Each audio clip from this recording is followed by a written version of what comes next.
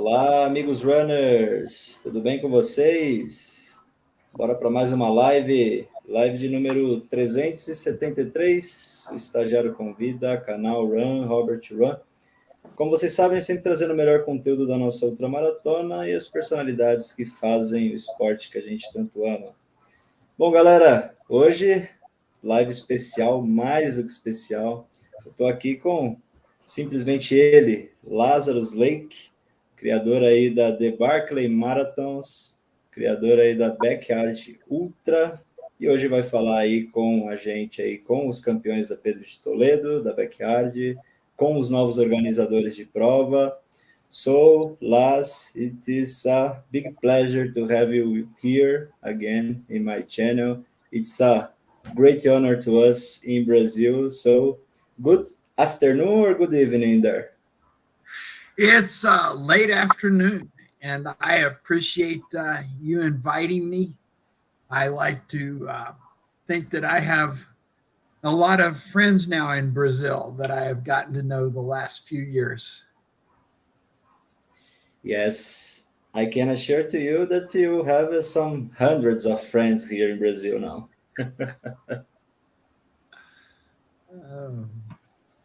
And some country invites you to do some live broadcast or just Brazil? Mostly people, I do podcasts sometimes, but I don't think there have been very many live broadcasts. Probably they don't trust me to just say anything. Or maybe they don't trust me to not just say anything. Could be. But here you are free to talk about everything you want.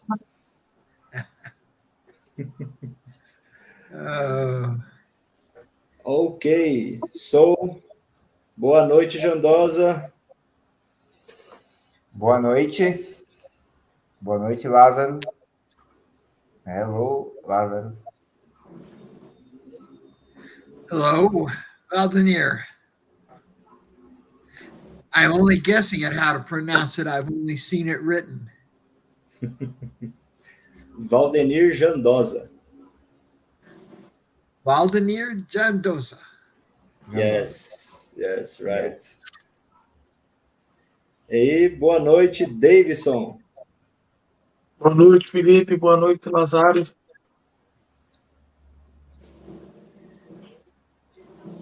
Greetings. And Davison dos Santos. I feel like I can say that one right. Yes. Yeah. It's totally right. Davison dos Santos.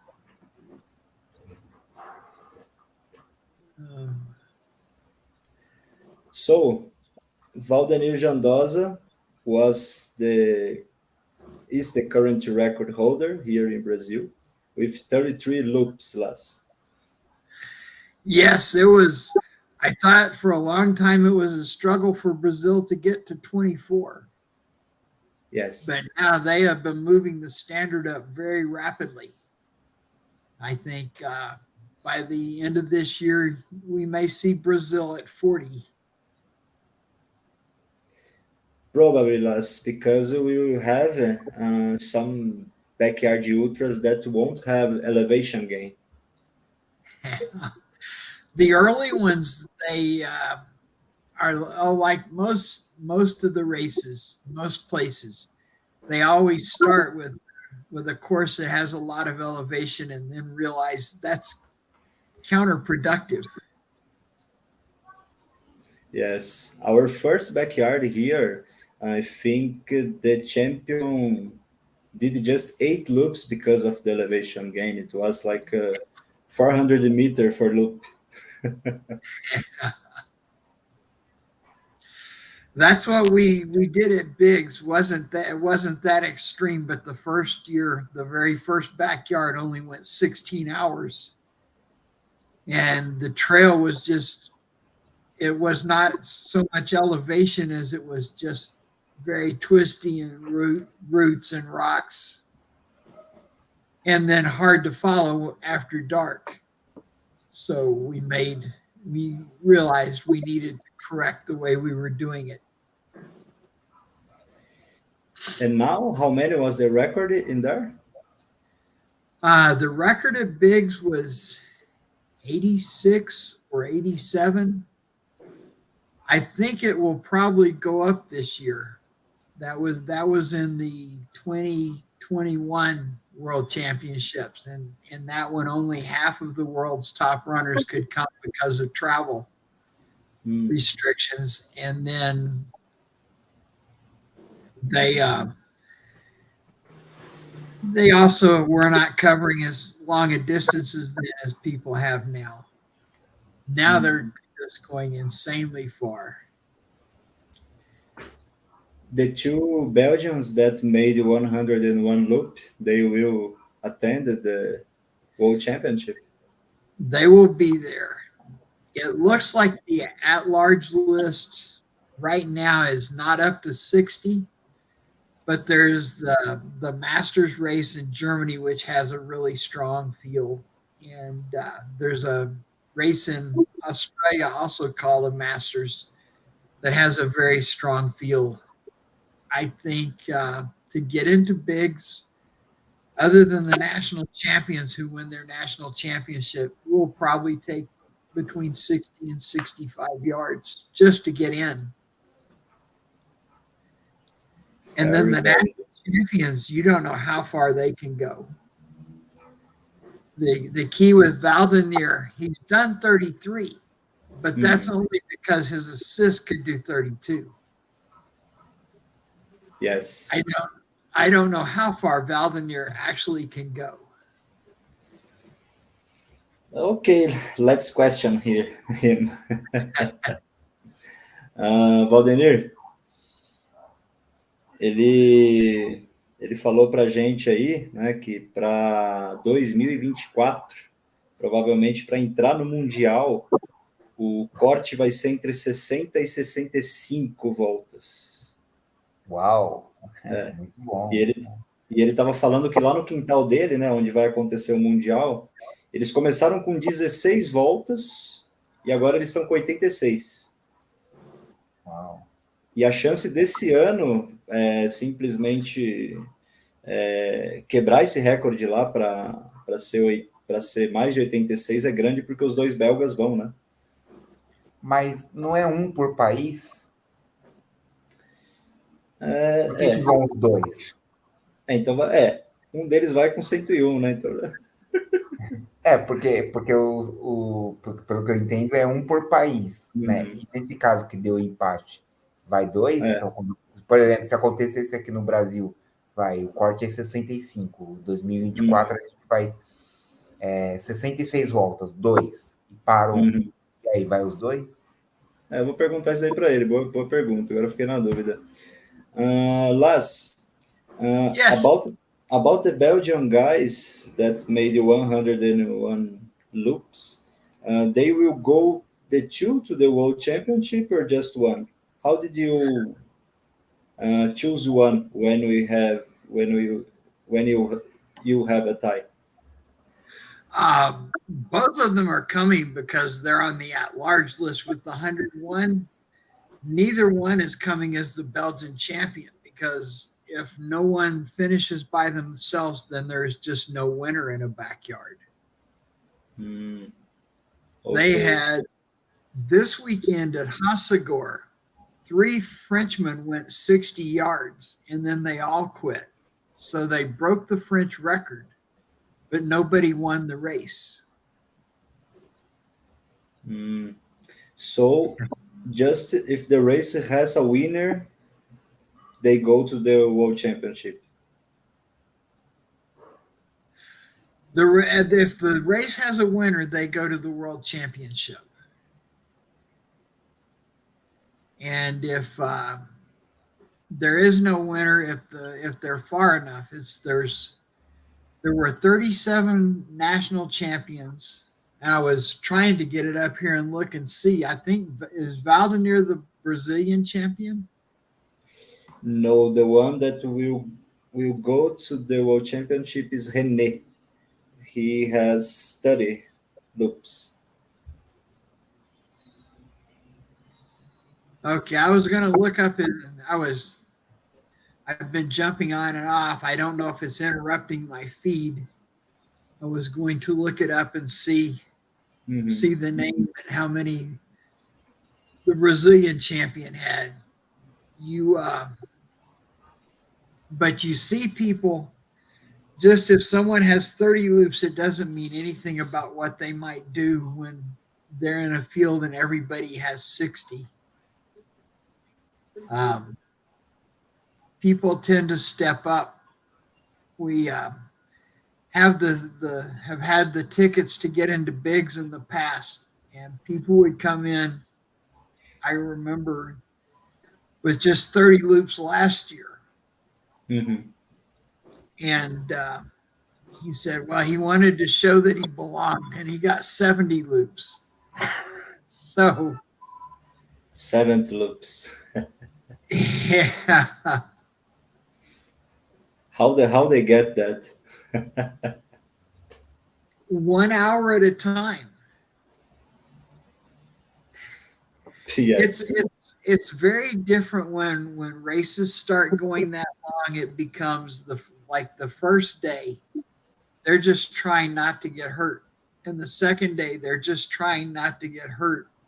And the race will not start for probably at Bigs this year. The real race will start at 60 hours. So you have to run for 2.5 days just to get into the fun stuff. Yes. It's not so easy now to participate to the World Championship.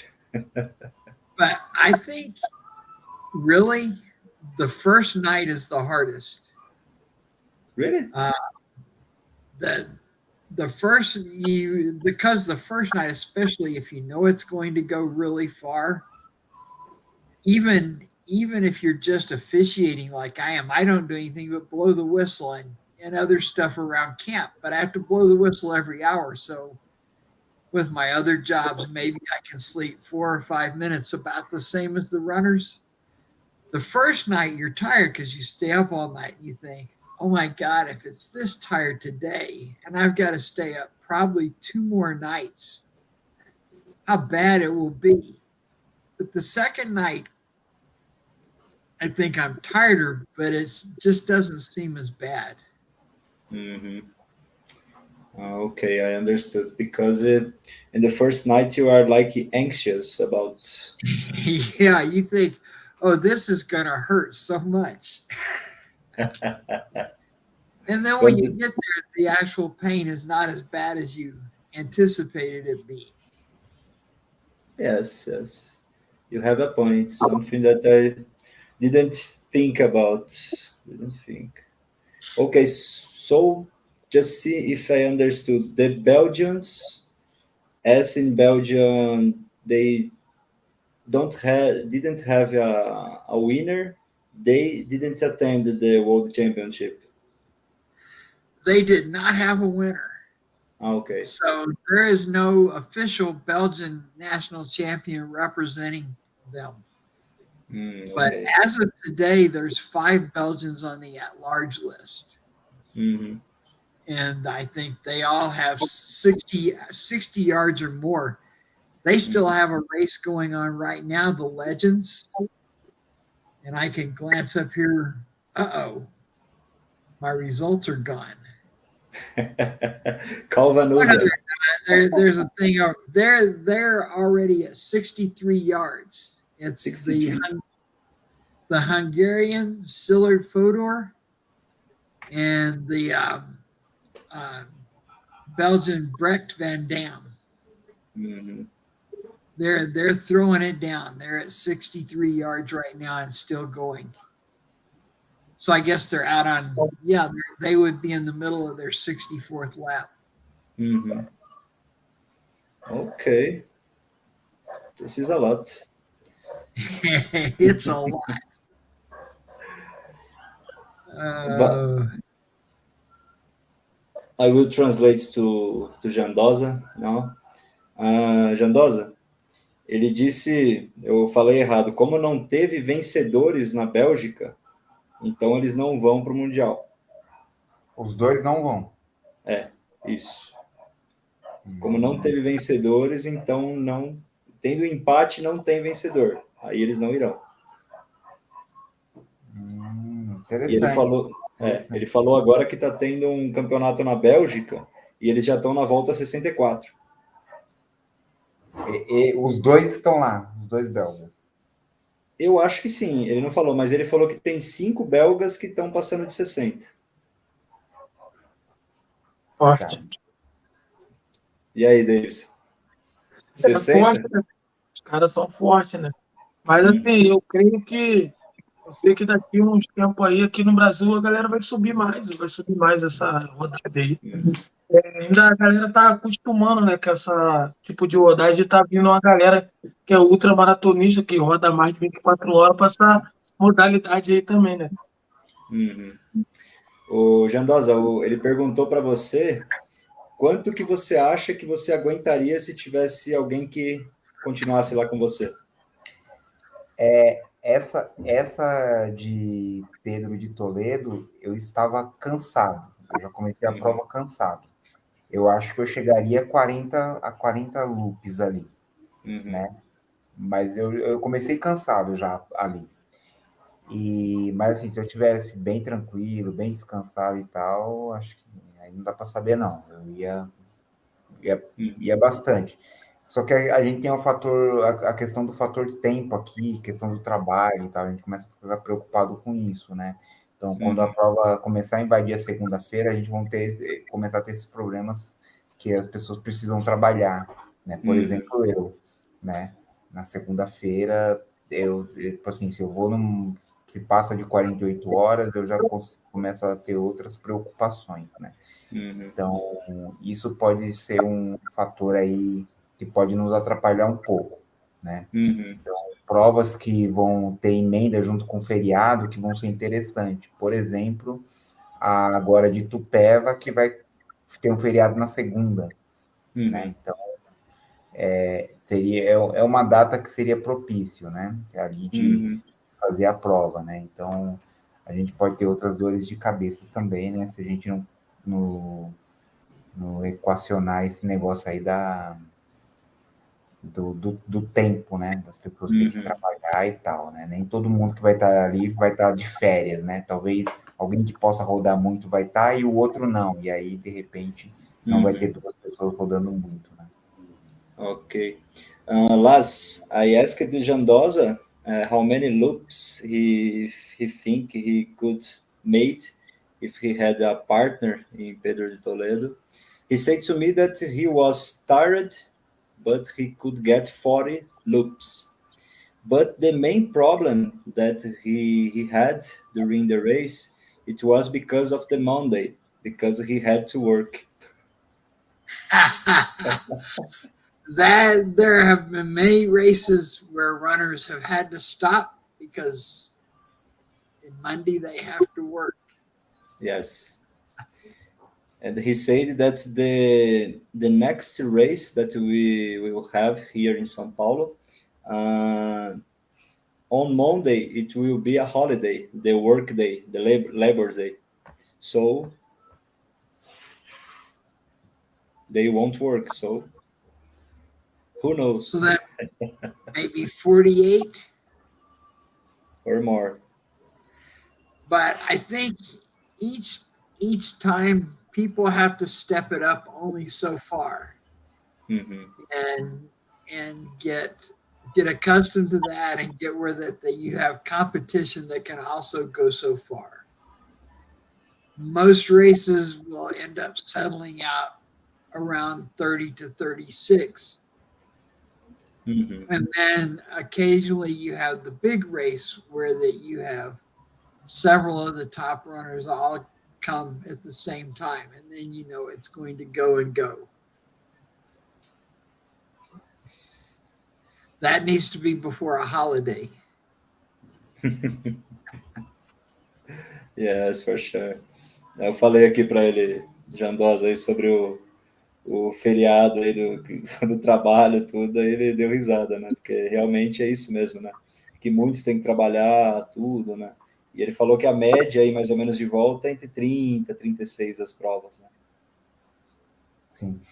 Vai ter uma prova ou outra que vai casar ali várias pessoas fortes e que vai dar num dia que as pessoas vão estar programadas ali para ficar girando muito tempo, né? Que vão conseguir folga do trabalho, ter uma emenda de feriado, né? E aí a probabilidade fica mais legal, porque que nem eu estava lá em Franca, o rapaz lá que fez 26 voltas, ele estava preocupado que ele tinha que pilotar moto à noite e tinha que viajar lá uma distância muito grande, então ele preferiu parar para se preservar, mas ele estava com capacidade de continuar mais. Então a gente teria mais prova pela frente. Foi o Donizete lá. Então nós tivemos que parar e ele teve que parar por causa disso. Então teríamos rodado mais lá também. Lars Jandosa said to me that the first time that he was champion in the Franca backyard, the guy that was doing the partnership with him, he was worried about to have to work. But if he didn't have this worrying, he could simply continue this partnership with Valdenir, and who knows if they could achieve the 4 loops. But this is something that could affect the backyards, this work condition. Yes, it has played a factor many times. The championship in 2017, I believe it was 2017, that they ended up in a tie after 50 yards because that one of the runners had to fly. There was Johan Stana, the Swedish runner, and he had to fly back for work. And the other guy walked away the same loop because he didn't want to win just because Johan had to go to work. And he's not able to make it back, so he should have just done that one more lap and won while he could. And the other thing that affects a lot here in Brazil is the weather condition. Because, for instance, in Pedro de Toledo was more than 30 degrees in there. Yes.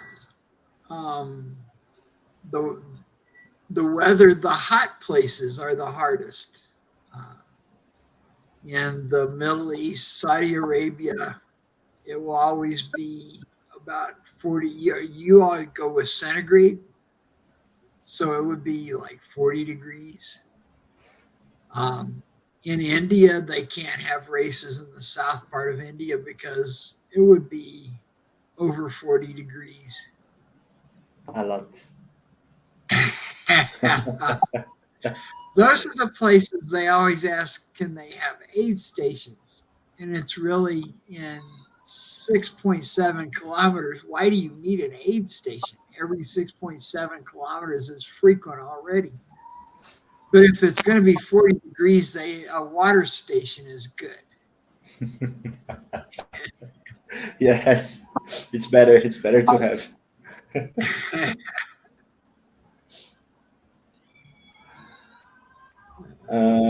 Jandosa, ele falou que na Arábia Saudita e na Índia as backyards chegam a mais de 40 graus e eles precisam deixar pontos de hidratação no meio dos percursos.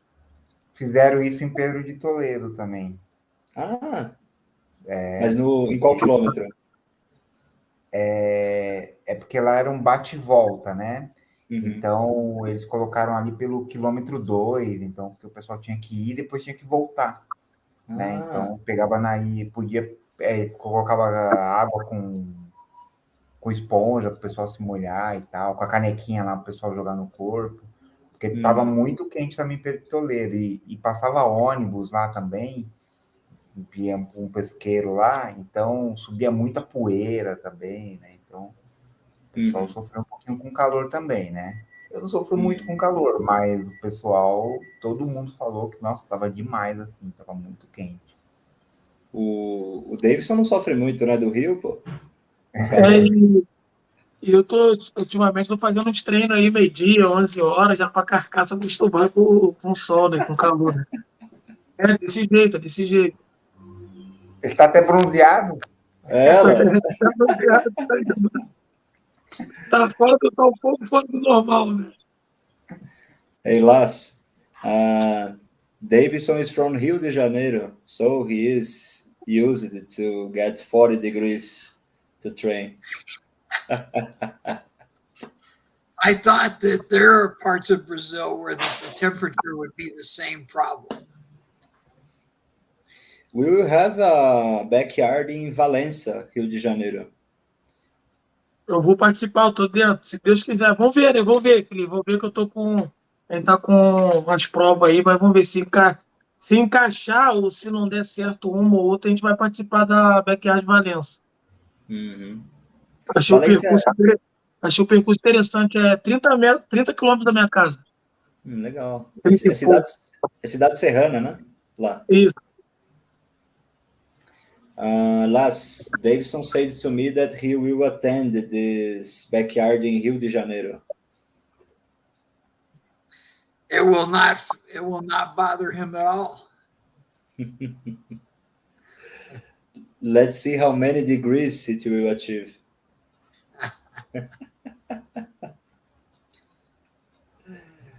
Davidson, quantas voltas você acha que você conseguiria? Você chegou a 31, né? Você acha que você conseguiria quantas em Valência, mais ou menos? Se você não ficasse cansado, dores musculares, sem nada?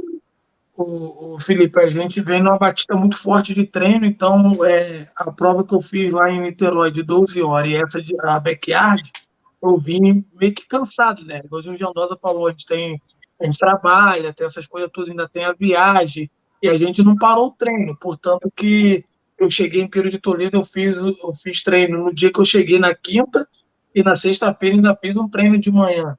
Então a gente já vem meio cansado e tal, mas eu acho que Valença, se tiver pessoas para rodar, dá para subir um pouco aí mais aí.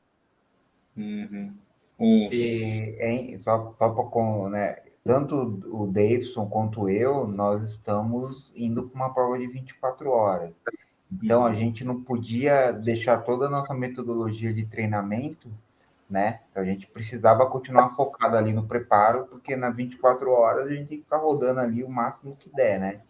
Então, a gente não podia largar disso. E também é uma estratégia boa na backyard para poder ter principalmente a resistência ao sono, né? Que a gente acaba passando uma privação ali. Então, como a gente virou ali um bom tempo, então acaba ajudando aí para a gente nas 24 horas.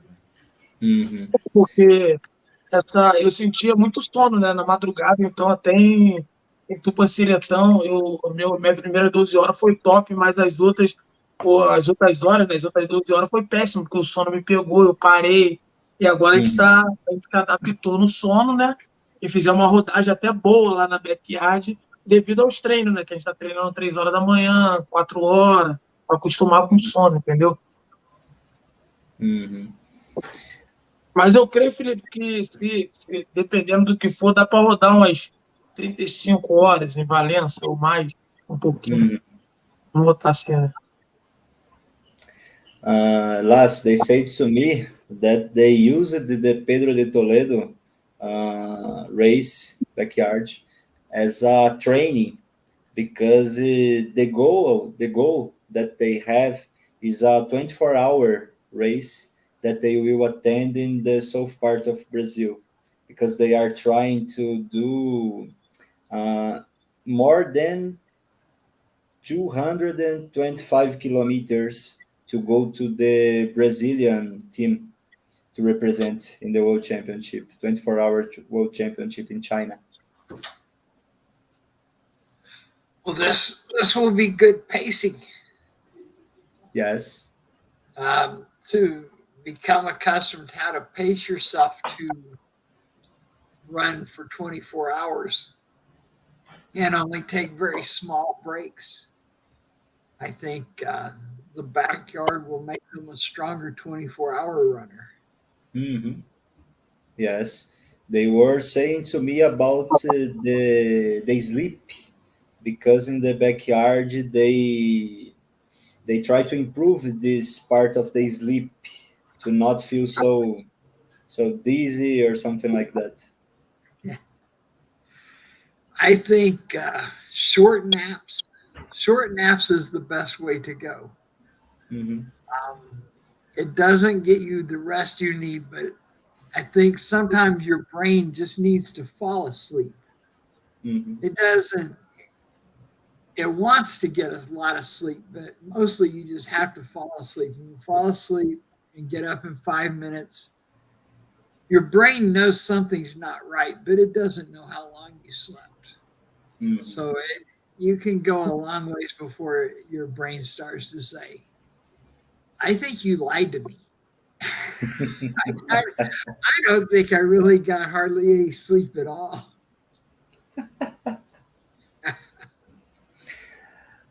Other thing that I didn't question you, Las, how what do you think is the best way to athletes to do the loop? 40 minutes, 45 minutes? There is an average? I think usually being the fastest person is not good. For a long time, and I don't know if it still holds true today, but for a long time, the Bigs winner never led any of the first 12 loops because the person who led the most loops in the first 24 hours always was one of the first ones out. So, like, I believe that a big part of the race is the first day. You're just trying not to get hurt. You're just Mm-hmm. trying not to get too tired, not to get something injured. Mm-hmm. There were two races that went 60 yards this week. The one in Brazil, or the one in Belgium, and the one in France.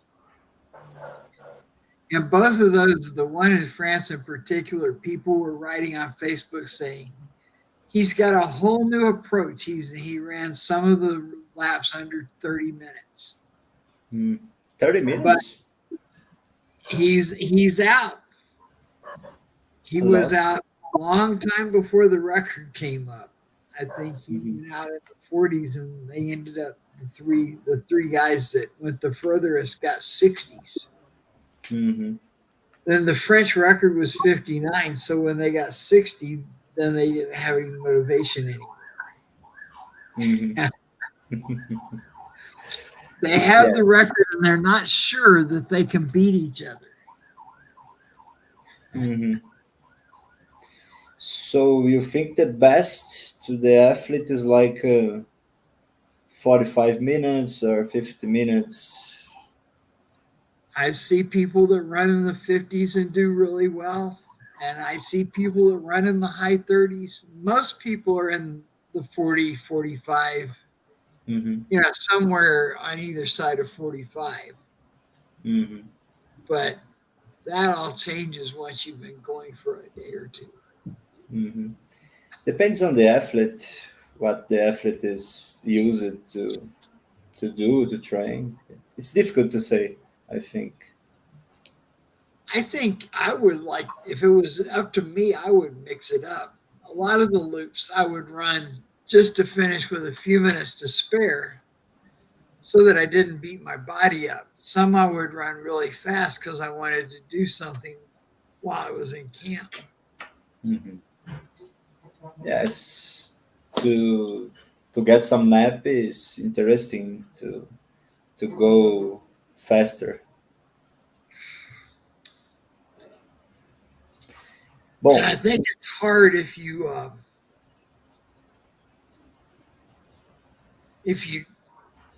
don't know how fast that you are going. uhum, You can't take as many chances. Once people know the loop, I'm sure the Valdinier and Davison also, they get check marks along the way. They look and see their time and they know when the loop will finish. uhum.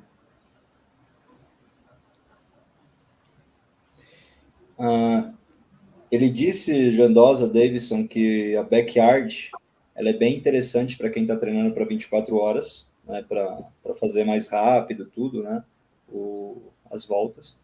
E eu perguntei para ele sobre se tem uma média, né, de quanto que é interessante o atleta fazer, né, mas ele falou que já viu gente fazendo 30 minutos, já viu aqueles fazendo 50, mas a maior parte fica entre 40 e 45, mais ou menos, que faz um loop. Vocês fizeram em Pedro de Toledo mais ou menos quanto? Então, é um tempo interessante, Felipe. Eu fiz a primeira minha backyard, que foi em Tupéva, eu rodei a 47 o tempo todo. E agora em Pedro de Toledo eu rodei 43 o tempo todo. Às 31 horas eu rodei 43. Uhum. Eu, 43. 43 minutos. Era o que eu fiz nela todinha, às 31 horas. Eu não passava nem muito, né? Ficava em 43, aí o mais próximo, o menos que eu rodei ali foi 38, mas a base mesmo era 43, praticamente o tempo todo. Que dava para descansar, se alimentar ali e tal, e já tá pronto para a próxima. Uhum. E Eu, você, eu tava, Jandosa? eu gosto de variar muito a velocidade, né? Então, algumas eu fazia mais rápido, outras mais devagar, mas para mim a que eu mantive a maior constância foi, eu acho que ali nas últimas 6 voltas, 8 voltas, que eu estava fazendo, já estava, principalmente quando começou o sol ali do segundo dia, né? Que já veio castigando também. Então, eu estava fazendo entre 37 e 30 cada volta, porque era mais fácil, tipo, eu terminar logo para sair do sol e não ficar tanto exposto do que eu ficar lá muito tempo, para 40, 45 minutos, né? E eu ter um tempo maior de descanso também, né, no final. Então, dentro da minha estratégia que eu fiz num primeiro momento, quando eu fui participar da primeira, a ideia era fazer um tempo mais longo, né? Tipo, tudo 42 a 45. Mas depois, quando eu fui para a prova, eu percebi que se eu terminar mais rápido, seria mais interessante para ter mais tempo de descanso. Porque o interessante nessa prova é se manter nela. Então, se você conseguir não ficar acumulando muito cansaço, é fundamental, né? E para mim tem dado certo. E às vezes ainda eu faço umas voltas mais rápido, né? Tipo assim, conseguir ficar descansando 25, 27 minutos para poder ficar mais tempo lá, né? E poder dar uma alongada também e tal, né? Ainda eu não consegui tirar um cochilo. O Davidson roncava, ele deitava lá, minha cara roncava, mas eu não consegui tirar cochilo ali rapidinho, mas ainda eu estou trabalhando essa parte ainda para as próximas, né? Então, quando eu entrar na segunda noite, numa próxima prova, eu não sei como vai ser, né? Mas eu ainda não consegui tirar cochilo, que é Se eu te fundamental. falar uma coisa, você não vai acreditar, cara. O cochilo me botou na prova, eu tava roncando, eu conseguia roncar 10 minutos, 5, 7, roncava mesmo. O pessoal ficou até me zoando lá, mas assim, eu voltava para a próxima prova inteiro. E aí eu acostumei tirar aquele cochilo. Entendeu? Mas estava saindo numa das voltas lá, aí eu estava, nós fomos andando no comecinho, eu estava conversando, né? Ele falou, pô, eu estava dormindo, estava sonhando. Foi isso mesmo, eu cheguei a sonhar, cara. Assim, Felipe, e fez uma diferença esse sono aí, assim, porque eu já vinha cansado e o meu corpo já acostumou com aquele soninho de 7, 8 minutos, 10 minutos, e eu estava inteiro para a próxima volta. Ali foi uma estratégia boa. Para mim, foi top, entendeu? Porque até então meus planos era rodar acima de 20, né? Porque minha primeira lá em Itupeva eu rodei 20 horas. Aí eu tive uma lesão no joelho e abandonei a prova, né? Aí eu fiquei meio frustrado, porque lá eu estava bem e eu tinha condições de rodar mais, né? E eu queria voltar para rodar acima de 20 horas, né? E meus primeiros planos antes de estar na prova era 24 horas, passar das 24 horas, e graças a Deus aí eu consegui a 31, mas um sol no segundo dia castigou legal, cara. Last, I asked them how many in average they took to do the loops. Davison said to me that he took 43 minutes to do the loop, and he had some naps, and he also snored a lot.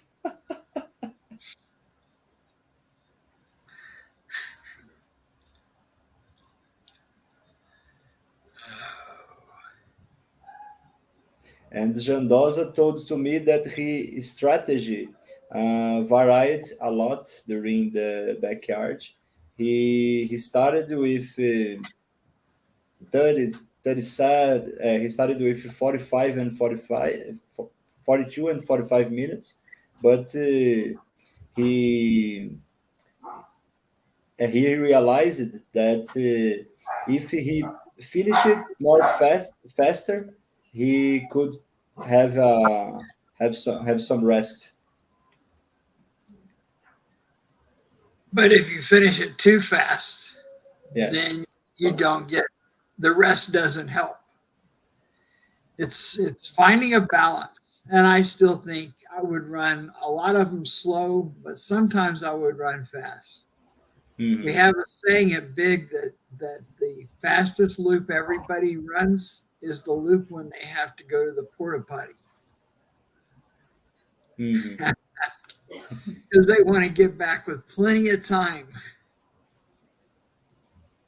Yes, but it was so funny because Davison, the nap from Davison, he was snoring.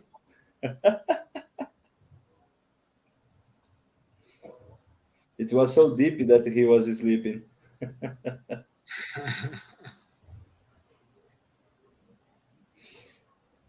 Well, I will start to invite the new race directors from the new Backyard Ultras here in Brazil. Let's see if they can join with us.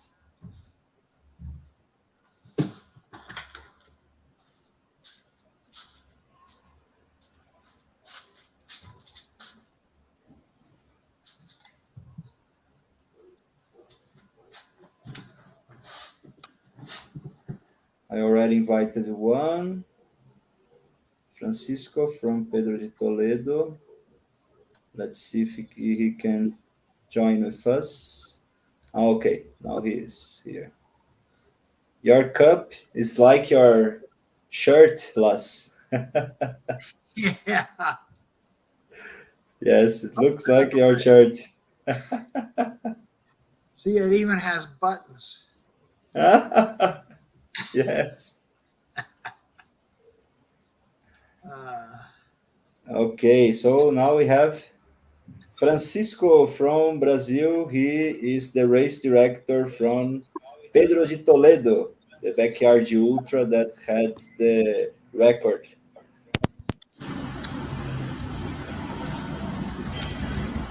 Deixa eu ver se está com fone, produção. A gente está te ouvindo, Chiquinho. Tá me ouvindo aí, pessoal? Opa, sim. Opa! Hello, Lars! Hello! Boa! Good night! It's not dark yet. When it turns dark, my dog will bark at me because that when it gets dark, she gets her stinky treat. Ele falou que ainda tá de tarde lá e ele sabe disso porque o cachorro começa a latir porque ele quer entrar para comer para comer. Legal, vamos lá. Show, hein?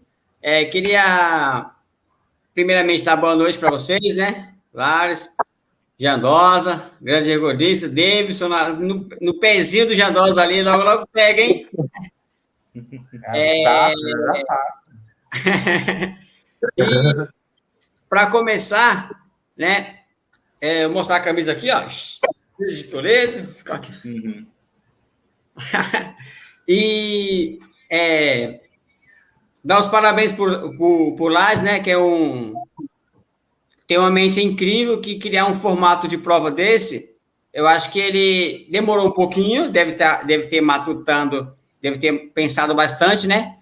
E um formato que ganhou o mundo, e a gente tem que agradecer muito a ele, que esse formato aí é muito interessante e tem muito a crescer ainda, e principalmente aqui no Brasil, com esses feras aí que correm pra caramba.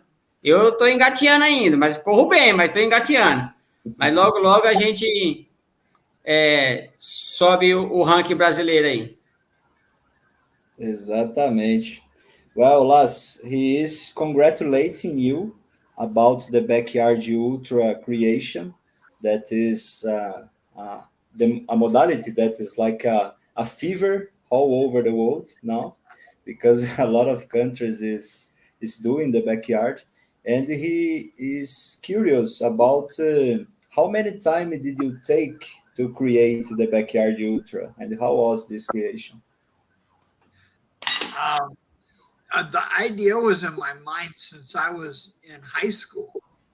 Really? But it was not until we moved here on the farm, and there's only so much space, so you can't make a really long course, but it's a big enough farm for a 4-mile loop. And then I sat and we thought through what should be the rules to make it work. And we haven't had to change the rules since the first one, because rules need to be simple and absolute. Mm-hmm. Yes. Otherwise, people spend all their time trying to figure out how to cheat the rules. Yes, this is true. One curiosity from my side. Did you have the backyard ultra idea first, then Barclay Marathon, or it was the opposite? Oh no, I would have thought of the backyard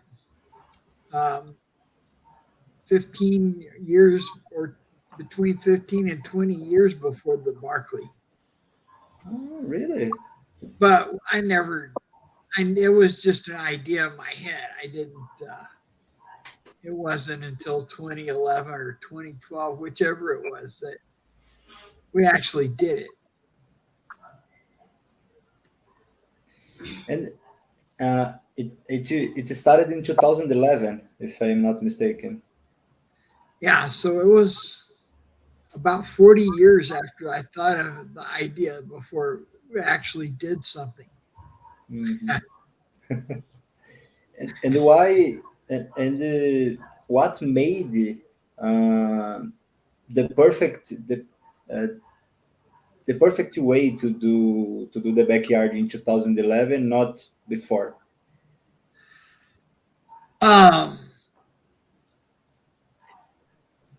In 2000, we got the farm, and I built the trails. Mm-hmm. And in 2010, I got the farm, and we built the trails, and we tried just a time race, but it just didn't work out to be what I thought it should be. So I was thinking of, how can we have a good race with only so much space, and then our family, we pay for it out of our family money, so it can't be real expensive to put on. The first bigs, we had a notebook and an ink pen and my wristwatch, and that was all the equipment we needed. Yes, it was so simple to do it. And we still do the little dog's backyard that way. Just write down the results on a notepad. Chiquinho, ele falou um negócio, cara, que eu fiquei assim impressionado até. Ele falou que a ideia da backyard ele teve antes da Barclay Marathon. Caramba! Ele falou que ele fez a Barclay primeiro. Ele falou que teve ela durante o high school, né, que eles falam que é o ensino médio, né? E foi quando ele se mudou para uma fazenda que aí ele viu que o percurso era bem bacana, tudo que dava para fazer isso. Só que ele fez a Barclay primeiro. Caramba! E aí ele só conseguiu fazer ela em 2011, porque aí em 2010 ele comprou, né, a fazenda, e aí ele fez as trilhas, as trilhas lá que ele queria para conseguir fazer, tudo aí, por isso que começou em 2011. Mas você vê que legal, ele pensou nela antes da Barclay, essa é uma novidade para mim. Também não sabia. E pergunto para ele assim, ó, quem fez o primeiro percurso? Assim, ele falou para os funcionários da fazenda, não sei, amigos dele, que estreou o percurso, ou ele mesmo que criou o desafio, ele mesmo fez algumas voltas para saber se é possível fechar dentro desse tempo? Laz, Francisco is asking you, the first backyard ultra in your backyard, did you tested it? I already couldn't run. My legs were too bad, but I did the course to make sure it could be done, and I could figure in my head how much faster people could run it.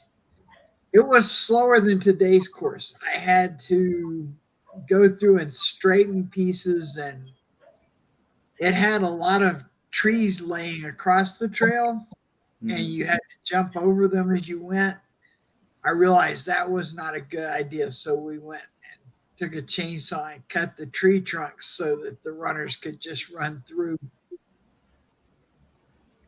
And ever since then, every year I try to make the course easier because that'll make the race harder.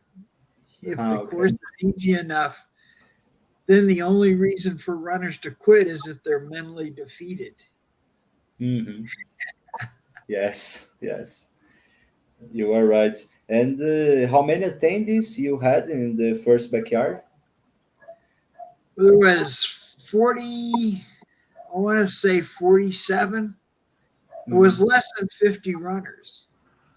And I was worried that the backyard might not draw enough runners to be a successful race. But after the first one, the next year it filled up. And ever since then, there's been more people than we have room to fit. Now you have all the world doing. When it started spreading all over the world, and I looked and I think people had fancy websites and lots of, it's like expensive stuff. And then I look at the Big's backyard, as always, it's just kind of homemade. It's only something that mostly it's just me and Sandra does it. We have a couple of friends that help, and that's all the people there are. How many countries now you have doing backyards? It's right around 70. It's hard to pin it down. There's like 78 countries that have put a thing up to have a race, but then some of them never end up coming through and having an event. A couple of countries, the Belarus and the Ukraine, are not having races right now because of the war situation. And Russia was having races, but I haven't seen anything from them in quite a while, so I'm not sure. It's become very tentative to be able to communicate with people in Russia. Ok, perfect.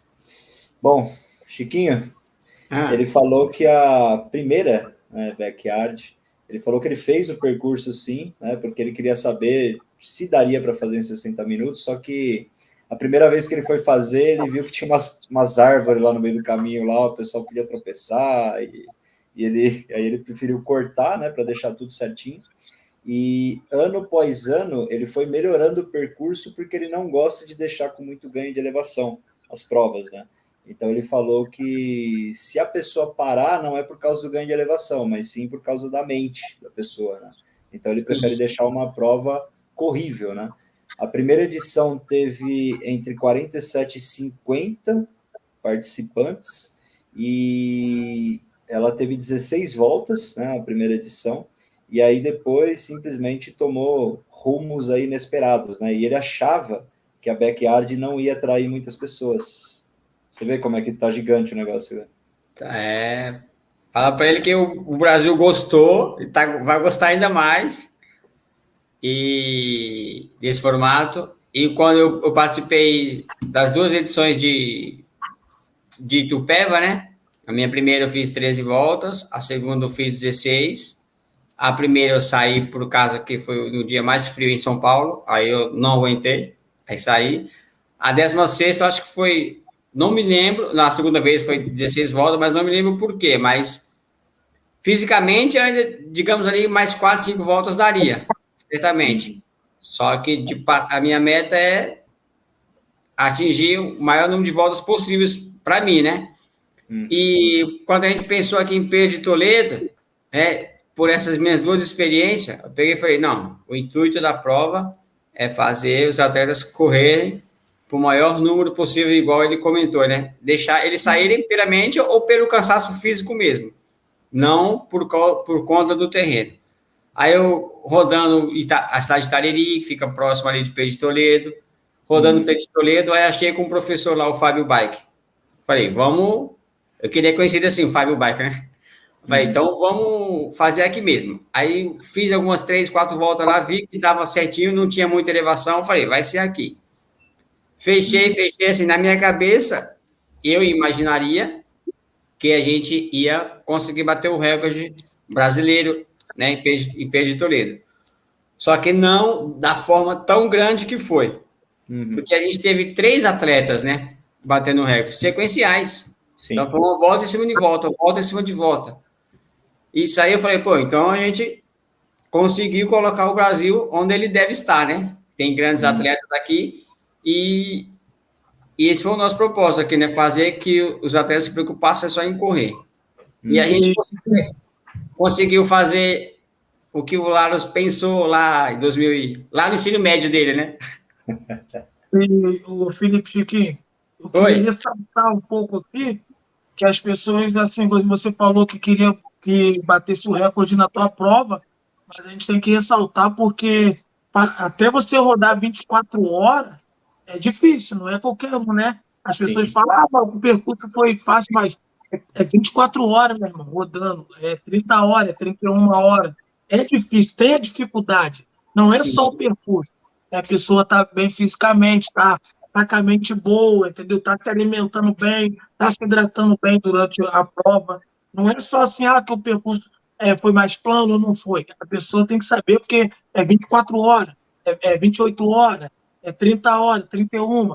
O seu amigo Jandosa bateu 33 horas, entendeu? Não é qualquer um que faça, por mais que seja o mais plano que for o percurso, entendeu? Isso aí as pessoas têm que entender um pouco também, não é só, entendeu? É altimetria ou não é, hora rodando, né? Queria ressaltar isso daí que você falou, entendeu? Não, sim, pegando esse ganchinho, Davidson, você falou tudo certinho, tem o treinamento da pessoa, né? Também, isso aí também. Você foi com a sua esposa ali, o Jandosa leva sempre uma boa suplementação para ele, o que agrada a ele e o que faz ele correr por mais horas. Todos os atletas que foram lá têm a sua própria estratégia, né? De alimentação, né? Hidratação e fora o treinamento de corrida também. Então, tudo isso aí tem que casar certinho. Não é só o percurso. Não, certinho. É isso aí que você falou mesmo. No treinamento tem tudo, né? E eu peguei eu estava assistindo a live, né? Aí o que o Jandosa falou, quando deu, acho que foi na quinta, sexta volta, mais ou menos ali, eu já corri com o outro rapaz que estava me ajudando a organizar, né? com os baldinhos de água, igual o Jonasa comentou, com a canequinha lá, que começou a esquentar, parece que esquentou de uma hora para outra. Tava quente, iniciou quente, só que esquentou do nada, esquentou mais ainda. Eu falei, não, vamos ter que colocar água para esses caras aqui, que senão morre todo mundo de insolação. Morrer não vai, né? Foi força de expressão.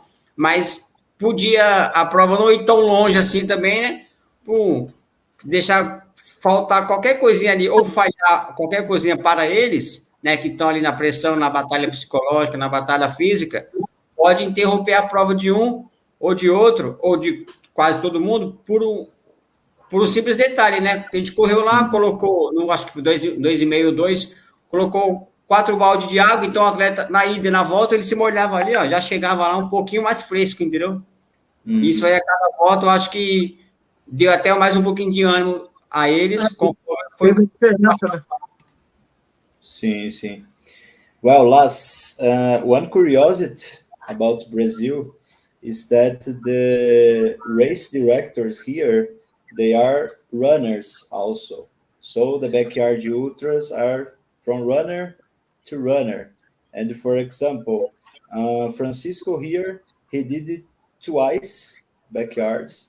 One he did 13 loops, the other 16 loops, and he saw the difficulties about the race, and he held the Pedro de Toledo race without elevation gain, because he had this idea to simply left the athlete to just run and try to do more loops.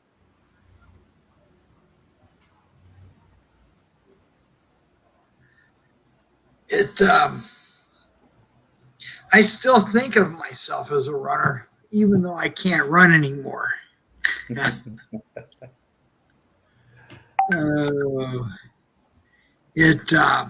wish that the backyard had been around when I was young, because the reason I thought of the idea is I thought I would do well at a race of that nature. Yes, I am an athlete that needed to do a backyard ultra because I already didn't do a backyard. I need to do. You need to do one. I know Francisco and Valdenier and Davison are counting on you to do 24 your very first time. It's mandatory. Yeah. It's a lot for me because I am just thinking in do 8 loops. You only have to do one loop. You Yes. just do one loop and then do one loop and then do one loop 24 times. Yes. I need to think about that. But I have other situation because my girlfriend, she doesn't like races. So if I go to a race and say to her, "Oh, the race doesn't have time to stop," it's something difficult to explain. There is no finish. Yes. Which I wonder how they're doing in Belgium right now. Are you trying to see the results? I can just bounce over there. They have live scoring. So they finished. One of them has finished 64 yards. The other one doesn't show us having finished yet. That could be a bad sign. Do you want that I ask it to Vanusa? Because Vanusa knows everything. The Hungarian runner already shows 64 laps, but no one has put a time for the Belgian runner yet. He still says 63. Mm. They have the live scoring and they do it on there's a score sheets that attach to their timing system. Some people just do it on a lot of them do it on a Google sheet, because then when you enter it, everyone that has that Google sheet open can see it. Okay. But what happens is when the race ends, everyone gets all excited and they never put down the one with the scoring that I just looked at. It says live or DNF. And when there says live, they're still actively going. When it says DNF, it means they quit. So it's past the hour. It may be that this runner has quit.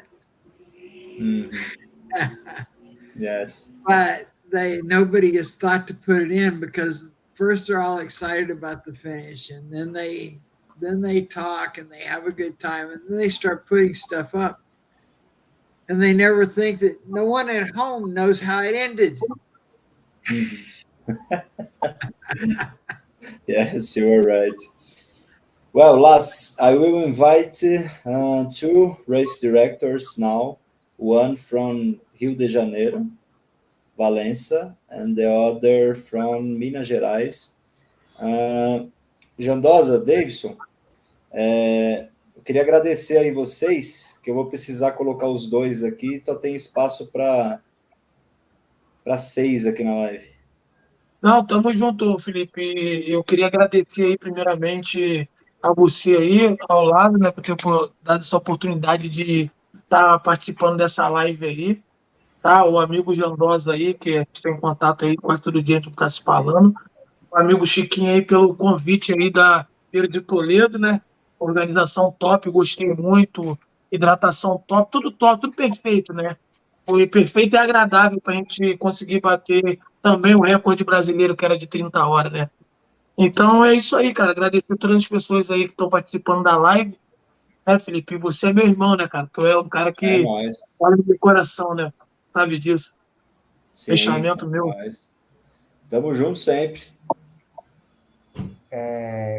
Agradecer aí ao Lázaro aí, né, pelo tempo dele aí, né, parar para conversar com a gente, falar um pouco mais das histórias aí, e dar um recado para ele que o ano que vem o Brasil vai ter um novo cenário aí nas backyards. Nós vamos crescer muito, né? Tem muita gente aí forte que vai chegar e vai fazer essas nossas voltinhas aí parecer brinquedinho. Vai vir muita gente aí. E Felipe vai correr uma também. Tá faltando, hein? Pode contar. 50 horas lá na BR, lá, você vai se divertir bastante na backyard. Isso te dá uma resistência boa. Vai conhecer, vai participar de um formato aí quando tiver uma próxima aí. Te garanto que vai ser uma experiência diferenciada, vai ser muito bacana, e nós estamos crescendo e é só o comecinho, né? O ano que vem nós vamos estar aí muito mais forte, vai vir esses ultras aí que saem para correr 500 quilômetros, 1000 km, aí a gente vai deslanchar aí, vai ter uma competição num nível muito melhor e vai ser muito bacana, né?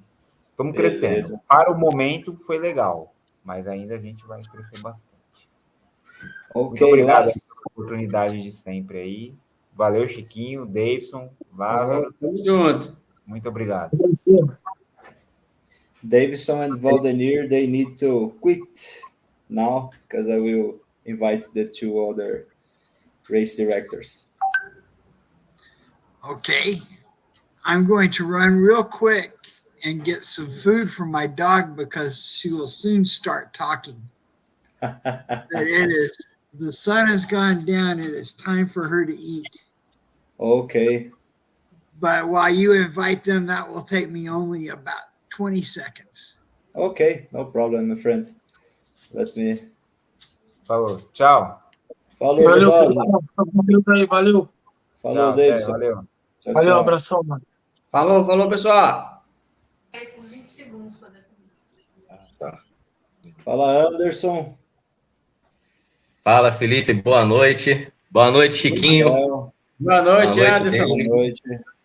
Boa noite. Vocês estão me ouvindo? Sim. Boa noite aí. Michel. Prazer. Opa, tamo juntos. E aí, Michel? Prazer é todo nosso aí, seja bem-vindo aí. Obrigado, Anderson. Anderson e Michel eu não conhecia ainda, né? Bem-vindos aí, né? Parabéns aí pela iniciativa de fazer a backyard, né? O Lázaro tinha ido alimentar o cachorro dele, que ele estava... Tava batendo na porta já. Sim. Well, Laz, so in the left side you have Michel. He will organize a race in Minas Gerais, Central State in Brazil. And Anderson, he will organize a race in Valença, Rio de Janeiro. Yes, I did not know where Minas Gerais was until we had a race there. And I had to look it up to see. No, your food is there. Go ahead. Quer mais? Quer Your mais? dog is barking. He wants more food. I've not done something she wants me to do. And Really? she plays a game. It's called I Want Something. And you have to try to figure out what it is she needs. Because all she does is look at you and say, why don't you help me? And now you need to find out what she needs. The only thing she can tell you different is how much she wants it. She wants it a little, and then the longer you don't do it, the more she wants it. Mm-hmm. But she just looks at me and wags her tail. Looks like my cat's here because I have 4 cats here. You ask them what they want. Well, Michel, in what city in Minas Gerais did your race will be held? Yeah, so it will be in the city where I live. Bom, eu acho que o melhor seria de eu falar português, né, para todo mundo, e depois talvez eu, você, assim, traduzir, né? Uhum. Então, eu vou organizar essa corrida em Carrancas, que é o lugar onde eu moro já faz 10 anos, né, 11 anos, na verdade. E é uma cidade, assim, que é bem turística, mas ela não é muito conhecida, ela fica perto de Lavras. Uhum. 70 quilômetros de Lavras. E geralmente quem vem aqui é pelo norte mesmo. Então, se você vem, por exemplo, de São Paulo, tem que fazer um desvio, né, pelo norte, porque só tem uma estrada de asfalto que chega aqui. Senão você pode entrar pelo sul também, mas aí tem 2 horas quase de estrada de terra, que aí é um pouco complicado, especialmente logo depois da estação das chuvas, né, que está acabando agora, basicamente. E Legal.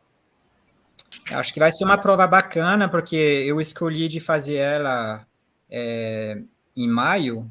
Em maio aqui a gente vai ter temperaturas bem mais frescas do que no verão.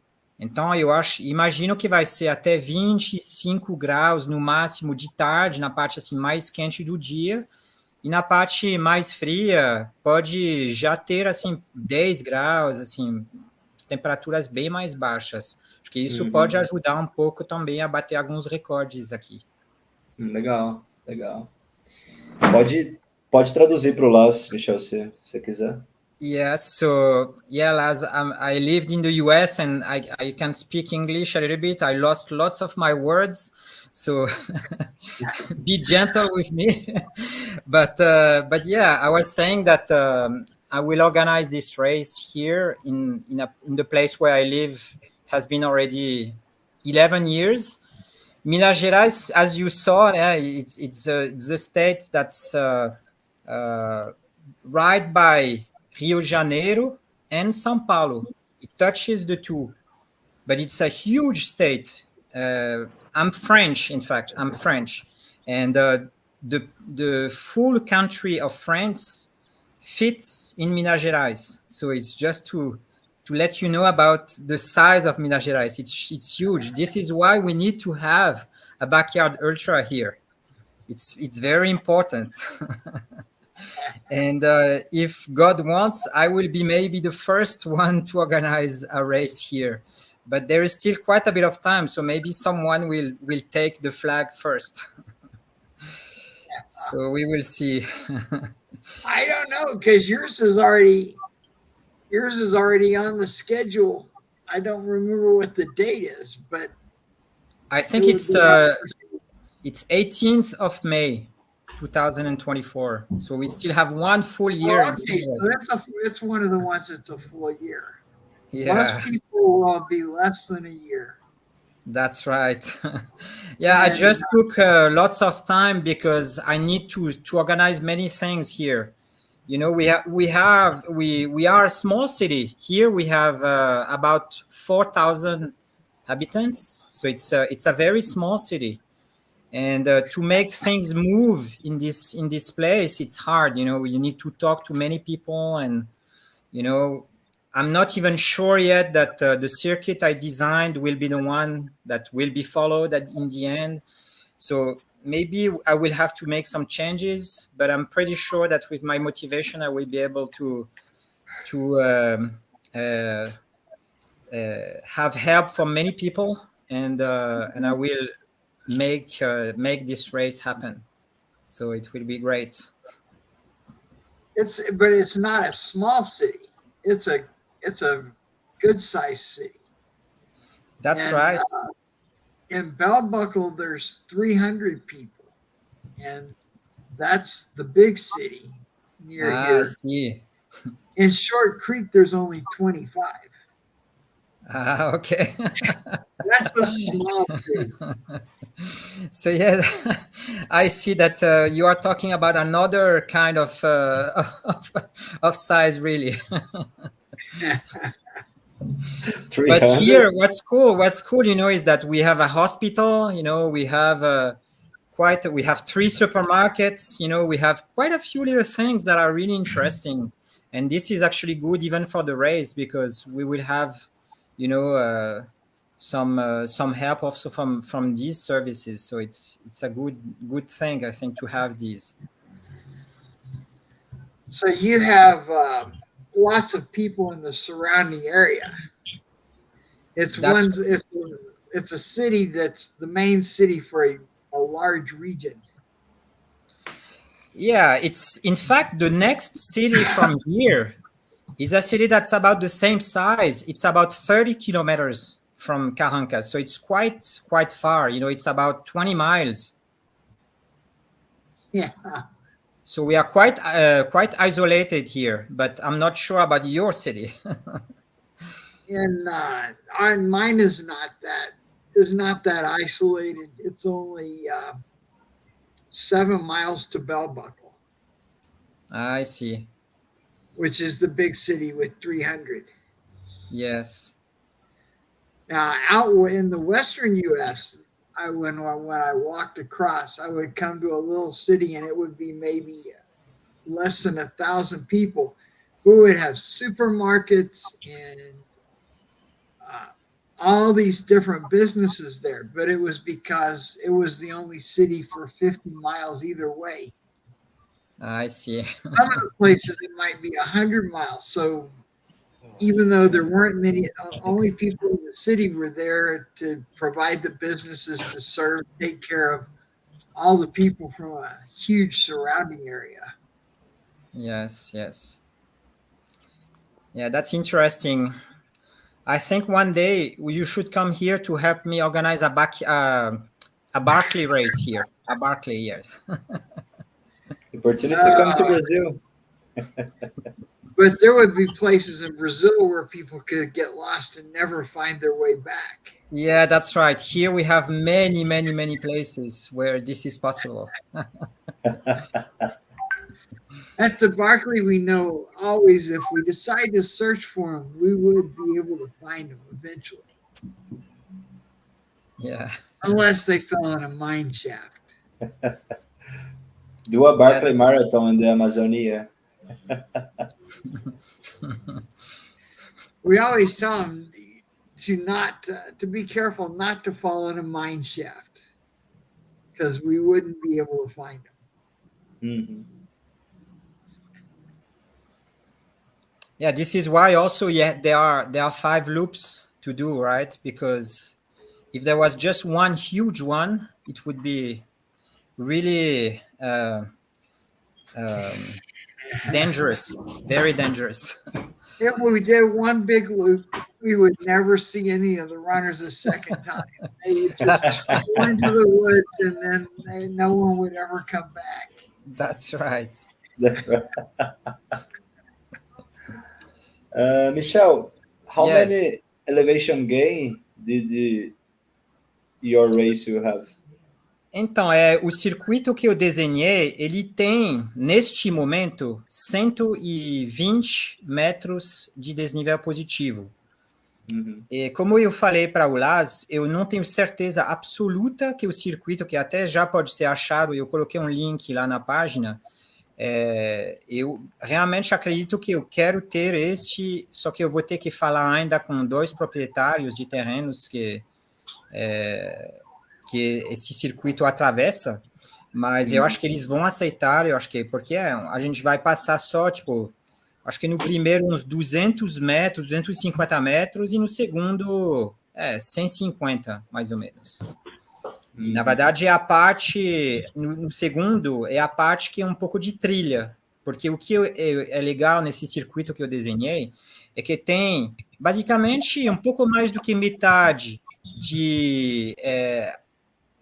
do lado de asfalto, né, e rua, mas do lado de asfalto, na verdade, a gente pode considerar que é terra, porque a gente vai correr bem do lado mesmo. Mas dá-se um equilíbrio um pouco diferente, né, talvez, de umas provas que sempre estão no mesmo tipo de estrada. Aqui a gente vai ter uma trilha, né, assim, que vai fazer um pouco mais do que 1 quilômetro, e aí asfalto, do lado do asfalto, 1 quilômetro e pouco, aí rua, 1 quilômetro e meio, e aí o resto é estrada de terra. Assim, é bem bacana, eu acho. Então, vamos ver quem a gente consegue atrair aqui, né, nesse circuito do ano que vem. Mas eu vou, assim, eu já coloquei tudo isso no site do LAS, porque eu sei que tem bastante a fazer ainda. Sim. E eu sou meio iniciante, né, assim, nesse tipo de organização, mas vocês podem acreditar que vai acontecer e que eu vou fazer uma prova bem legal aqui. Legal, certeza, legal. certeza. Sim. Felipe, vou fazer uma pergunta para o Michel. Lars, Vai. he was saying... Michel, o percurso vai ser ida e volta ou vai ser um loop completo? Não, então é o loop completo, justamente. Eu ia até fazer uma pergunta para o Lars depois sobre isso, o que ele acha de ida e volta, o loop completo. Bom, legal. Pode perguntar para ele. Lars, we were wondering what you think about circuits, that are not really circuits, that are just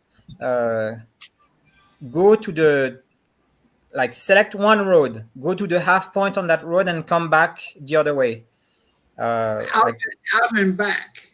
Yes. So is this happening a lot? And what do you think about these kind of organizations? Like, is it really the spirit of the backyard, or is it because some athletes, they actually like this? If you ask Jean Doza, now he's gone, but he told me that he really likes this kind of go and go back, because since he was all the time almost in the front, he was not seeing anyone otherwise, and that's why I think he explained to me that he liked to see others. I guess he was seeing them, on the starting line, but maybe he needed to see more faces while running as well. The Biggs night loop is an out and back. We go out 2.083333 miles and circle the timing pad and then run back. Okay. So, of course, mostly you think of the Biggs as the day loop, which is a big figure 8 loop. Okay. But out and backs, I think any course. I look at some of them. I think if some of them they have a loop, but it's just a little bit less, and they have to run each time a little past the starting line. I mean, they make a loop with a little extra, and then they have to walk back to get their stuff at the end. If they get down to the last second, they won't make it. Okay. Yeah, that's right. And for you, it doesn't bother you at all that we can design really in any kind of way the circuit, because I even saw, I think on YouTube, I was just searching a little bit, and I saw a race which had basically 3 loops that you needed to do actually the 6.7 kilometers. So it was actually quite interesting to see this, and it's I don't think I saw the video of it, but I know I remember talking to people. It's in terms of that, if you can manage it, to me it would be hard to manage. But I guess if you have electronic timing, it might make it easier. Or if the 3 loops are completely separate, that you don't get people mixed up. Sure. I think you could do it on a track with electronic timing, but it would sure not be fun. Yes, that's right. You'd have to really make sure that everybody got their 3 miles in and didn't take a ride. And this kind of course, it allows to have some aid station in the middle of the course.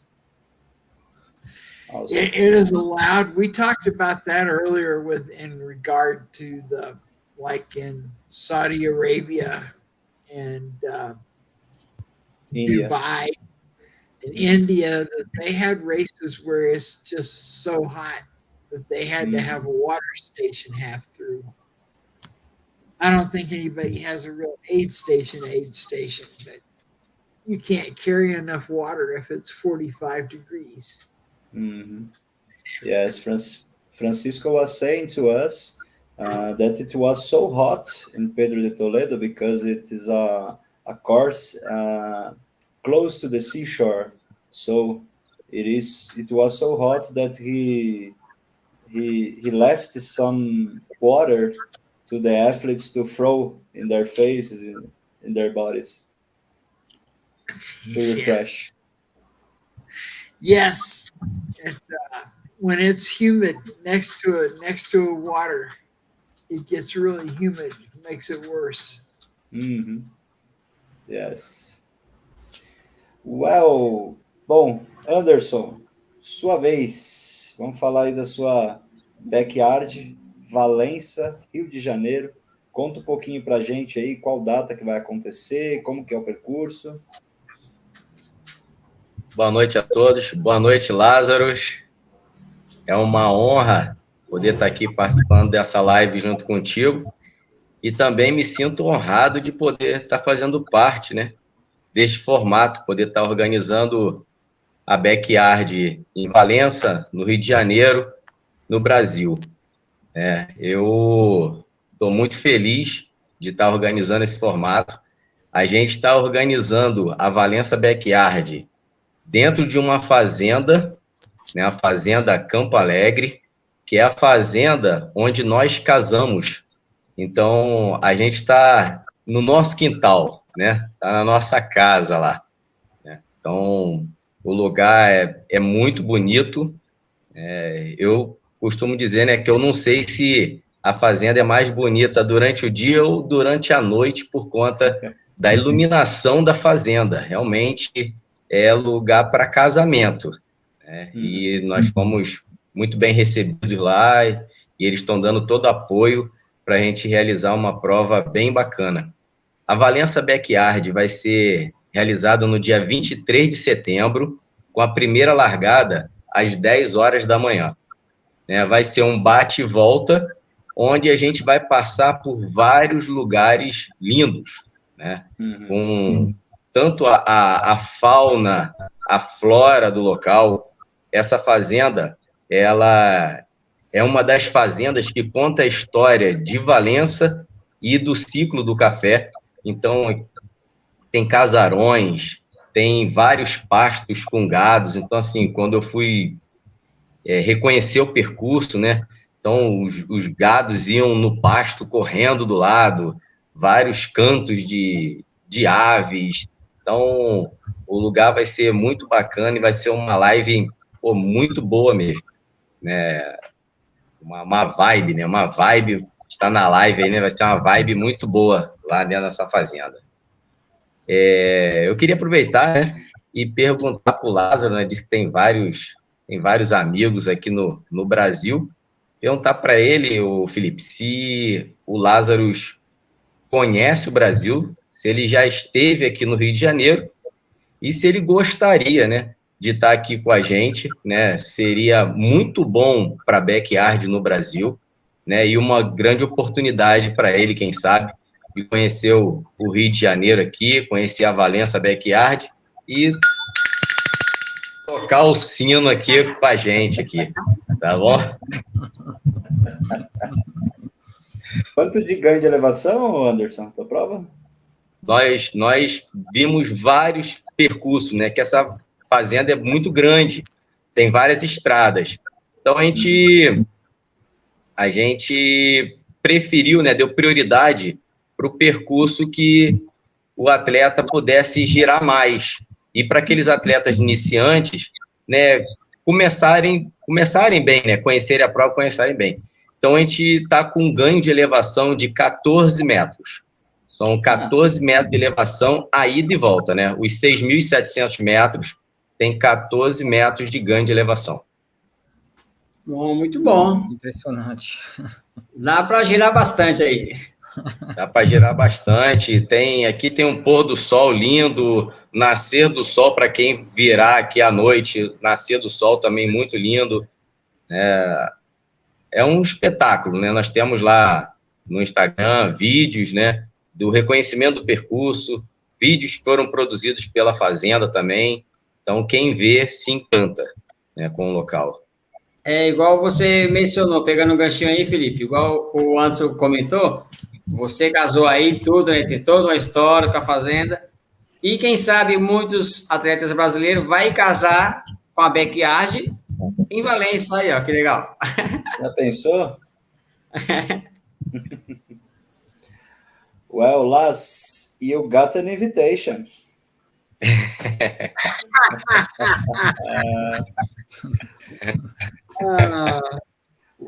What do you think to come to Brazil in September 2030 and come to Rio de Janeiro and ring the bell with Anderson?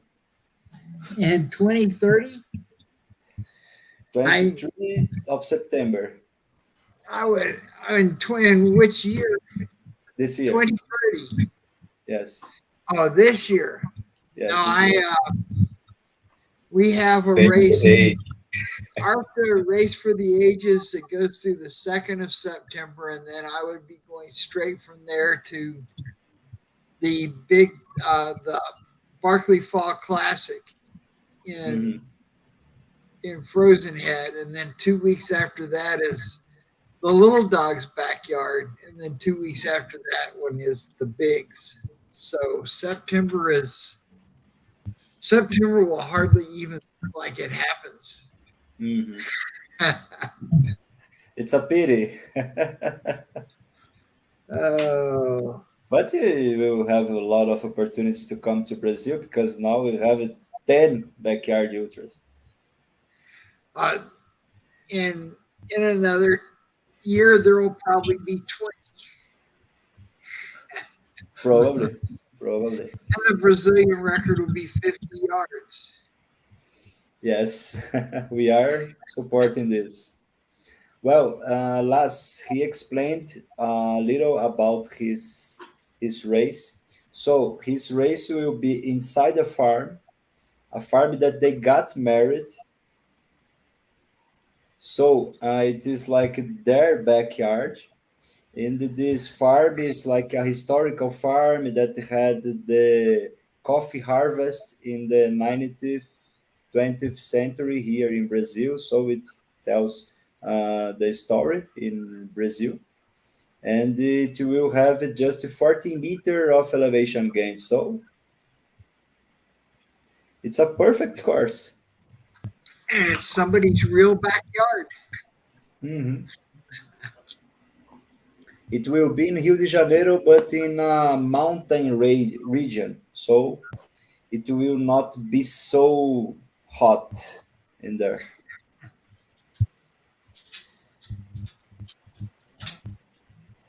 My poor dog is still telling me she wants something. I don't know what it is. Well. Ok. Bom, Anderson, ele falou que, infelizmente, setembro é um mês muito cheio para ele, né? Ele vai ter várias provas, né? E o Campeonato Mundial vai ser em outubro. Aí 2 semanas antes ele vai ter uma. Aí 2 semanas antes ele vai ter outra. Então setembro não dá, mas quem sabe, né?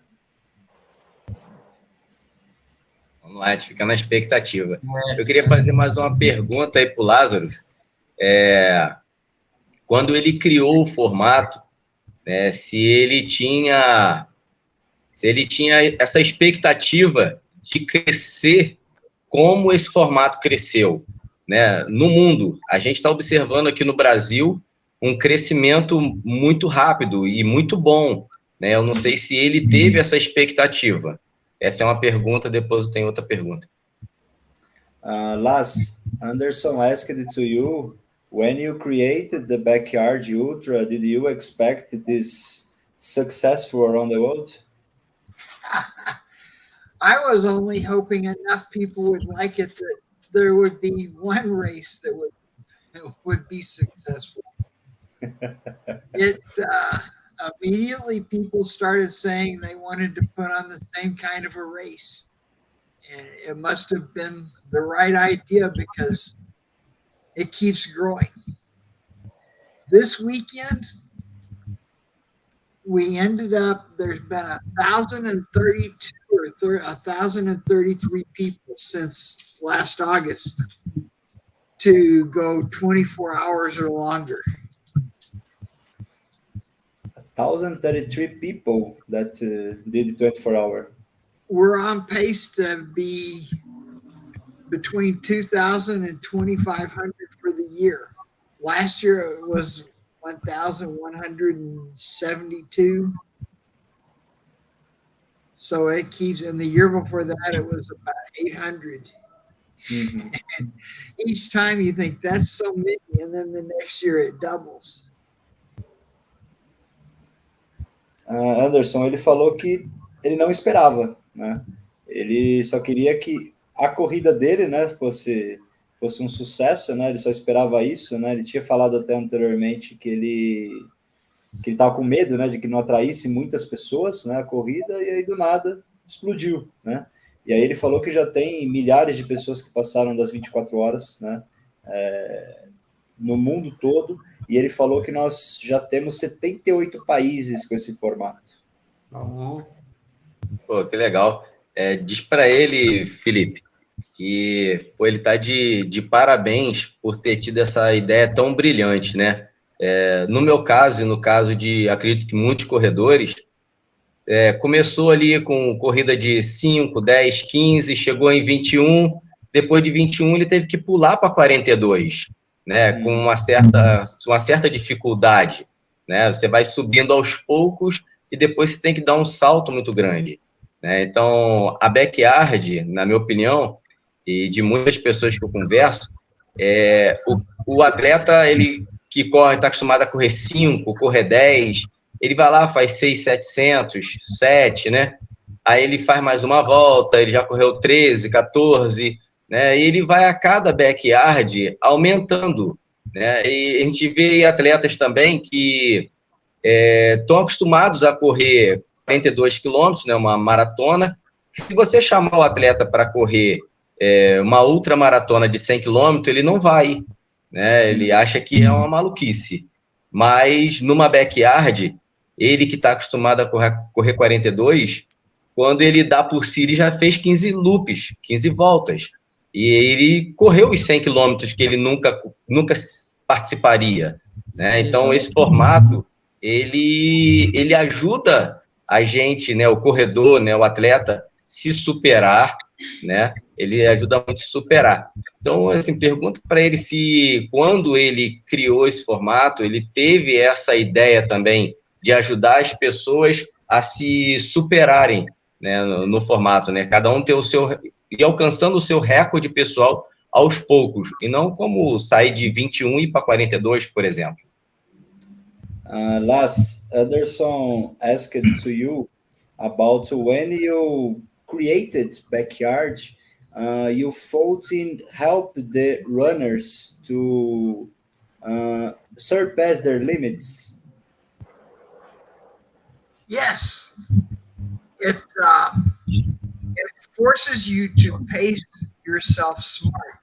You don't go too fast at the beginning, and you can't just start walking for a long time and not covering any distance. You just have to run a reasonable, moderate pace and not stop.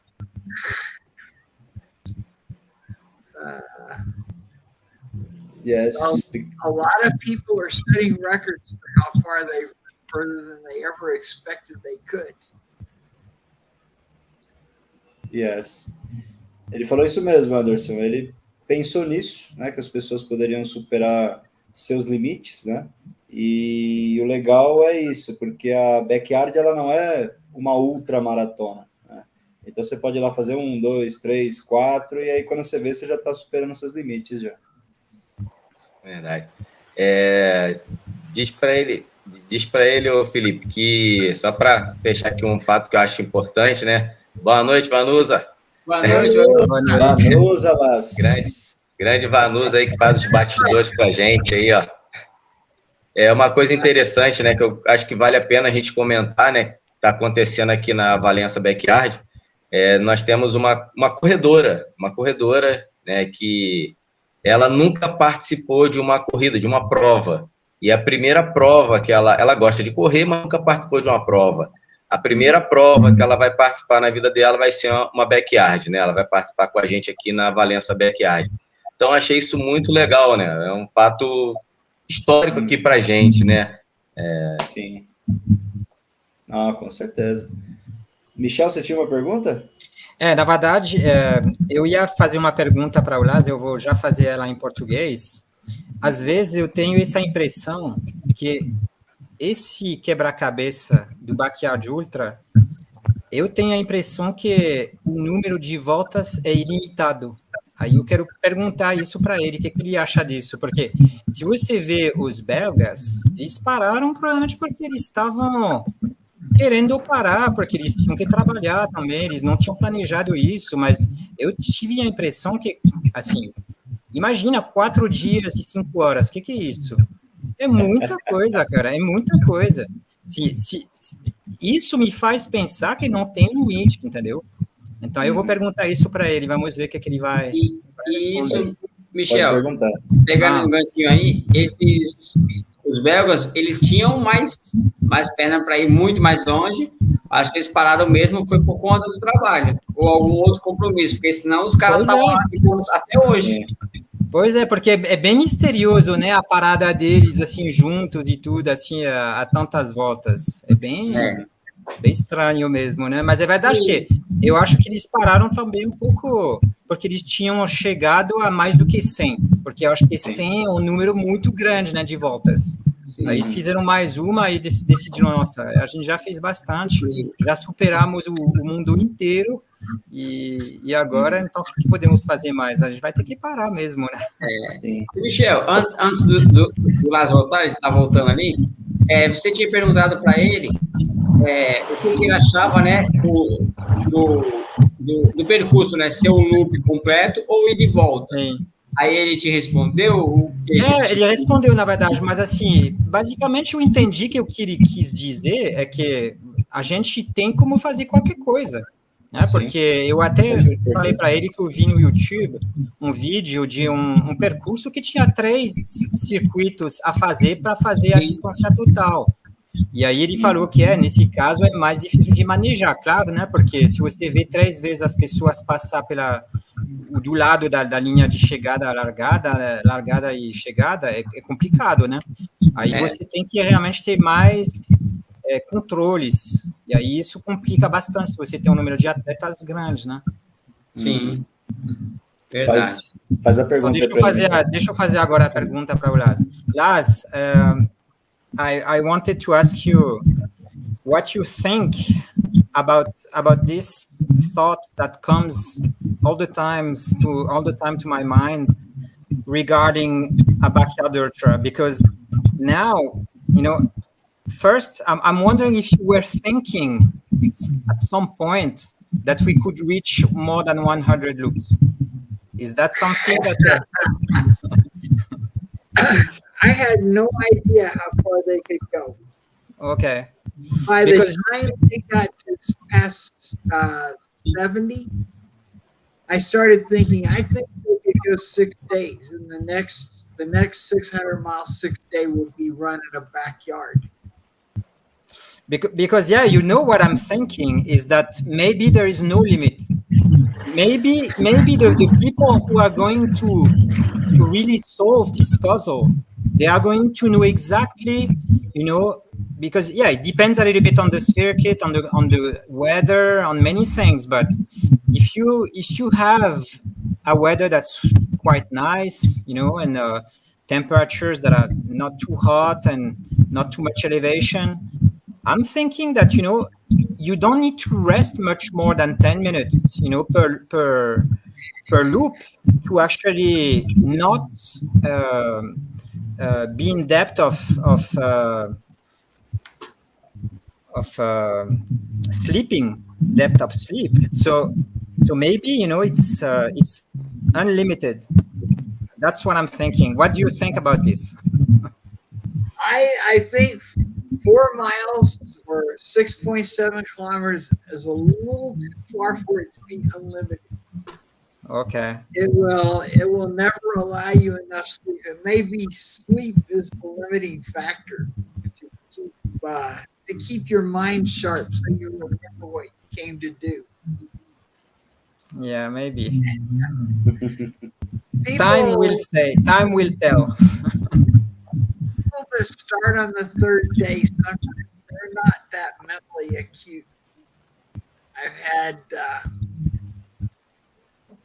I've had runners in the 3rd day come and say, I'm worried about this. They might think the other runners are conspiring against them. Or one runner came and told me there was just 2, and they were in the 3rd day, and he said, I can never win because he can sleep while he runs. That's why as well. Yeah, it's another way of sleeping. Some runners do that like zombies, no?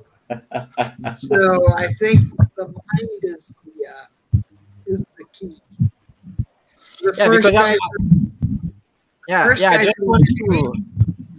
I just wanted to add that I am a runner as well, and I will participate to my first backyard ultra now this 29th of April, là in Itupeva, São Paulo. So you're the next 100-yard guy. Yeah, that's right. Very soon now, 2 weeks. And maybe I will have some new thoughts afterwards. But yeah, yesterday I ran for the first time a specific training where I ran basically 6 yards, on the format of the backyard.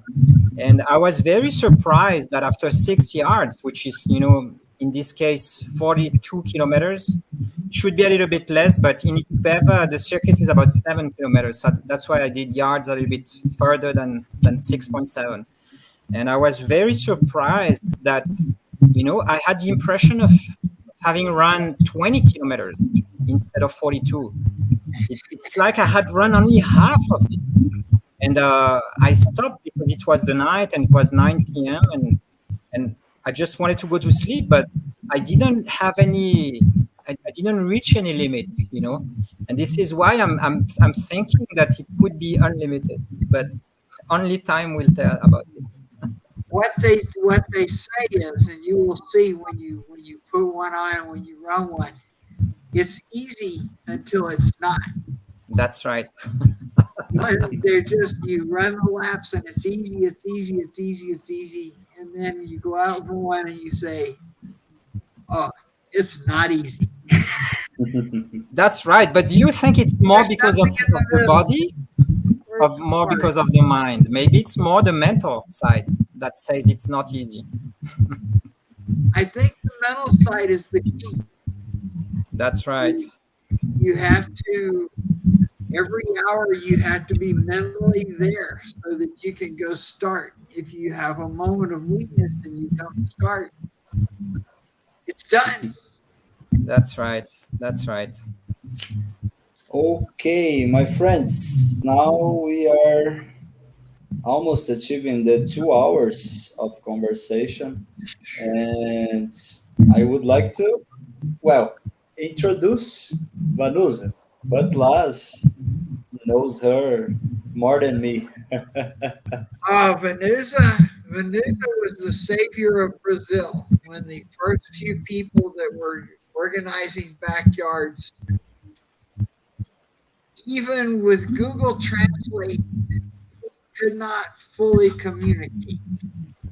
And Vanusa stepped in, and she has been the go-between between me and all the people that we struggled to communicate and got all the backyards off the ground.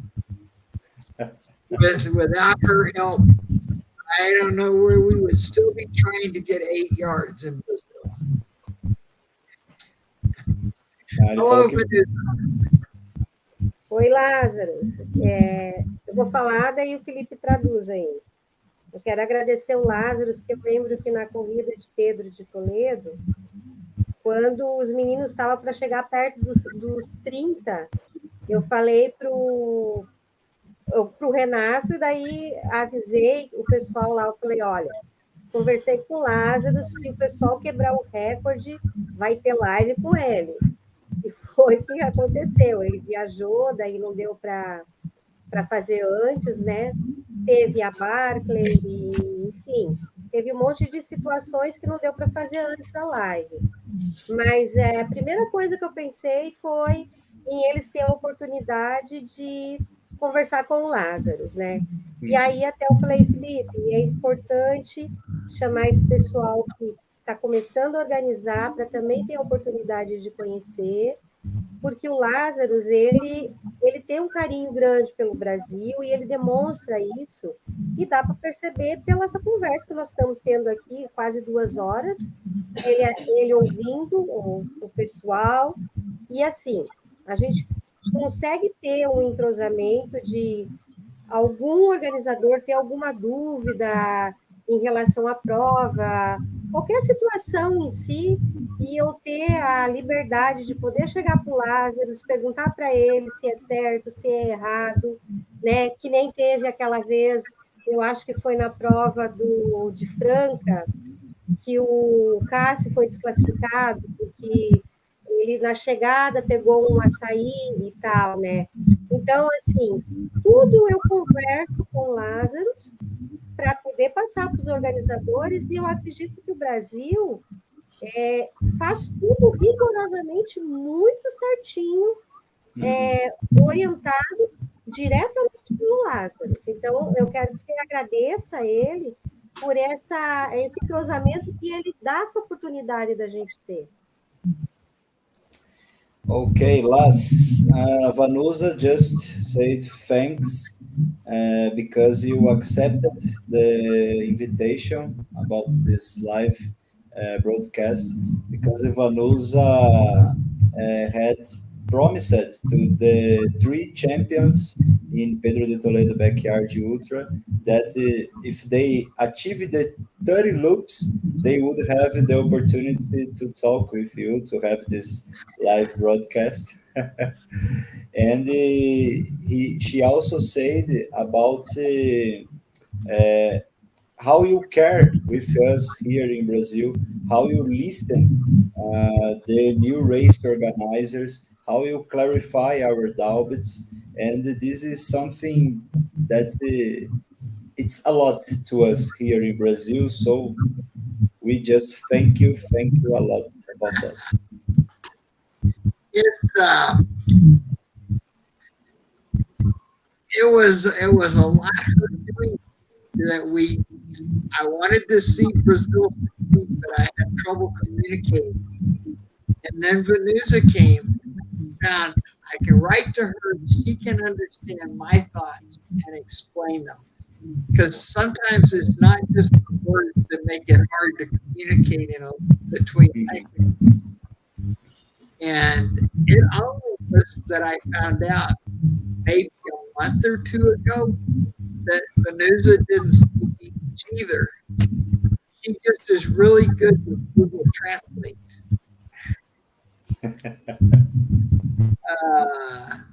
So it was a surprise.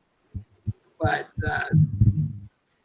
the enthusiasm from the people there, it's inspiring. I like them go. And I look at it, she said, if they ran 30 yards, they would get to talk to me. I thought that I would be lucky I would get to talk to them because they did 30 yards. And going from the beginning until someone's done it, 30 yards is hard. It's really far. Bom, Vanusa, ele falou que quando ele viu, né, que teve uma backyard no Brasil, a primeira, né, ele ficou bastante feliz, né, e aí ele, né, queria encontrar alguém, né, para se comunicar sobre, aí ele encontrou você, né, e aí ele disse que teria essa dificuldade, né, da língua e tudo mais, só que aí ele achou assim, muito legal que você usa o Google Tradutor certinho, fala com ele e tudo, né? E ele falou que esse entusiasmo do Brasil é muito inspirador, né? E ele está muito feliz aí de ver que a gente saiu de poucos loops para agora 30 loops. Felipe, eu até queria fazer uma pergunta para o Lazarus, porque eu sei que tem os grandes países, Japão, Estados Unidos, a Bélgica, que a gente acompanhou os satélites, né? A gente acompanhou os 101 dos belgas, dos Estados Unidos, do Japão. Lógico que eu não quero, a gente está crescendo aos poucos, né? A backyard, ela está aí há 12 anos, dos Estados Unidos, das primeiras provas, mas, assim, eu queria saber do Laz, se ele consegue colocar um tempo para o Brasil conseguir chegar até os grandes países, se o Brasil tem chance, por exemplo, de competir a nível de Estados Unidos, Japão, ou se ainda precisa de muitos anos, que hoje a gente estava fazendo um levantamento, nós estamos com 10 provas no Brasil já, né? Isso é questão de poucos anos. O primeiro ano foi 2021, né? Isso, foi em novembro de 2021. Daí, em 2022, teve Cupira, BR Loz, Vaca e Cal, né? E acho que teve lá na Paraíba, então assim, por esse fato de já estar, vai entrar aí Belo Horizonte, Rio de Janeiro, entrou Pedro de Toledo, vai entrar ali Caxias, Rio Grande do Sul, né? Se o Lazarus, ele consegue, por essas provas que nós vamos ter, baseado no que aconteceu com outros países, se ele consegue dar uma esperança para a gente, da gente conseguir chegar aos grandes países também, ou se vai precisar de muitos anos mais ainda. Well, Lars, Vanusa asked an interesting question because now here in Brazil we have 1 year and a half in Backyard Ultra. Now we are with 10 Backyard Ultras, and she is asking how many years, for instance, United States, Japan, Belgium, the biggest ones took to achieve 7 loops, 8 loops. But 2011 was the first year.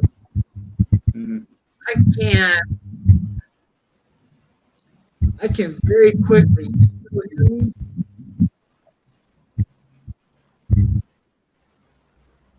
Was I audible?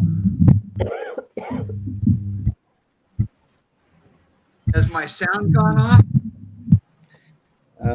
No, we are listening to you. Okay, I can look at the years.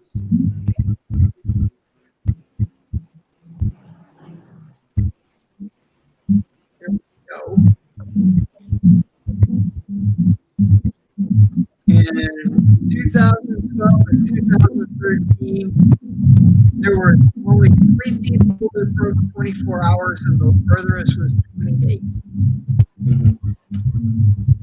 2013 and 14, it went to 35. So that was 3 years to get to 35.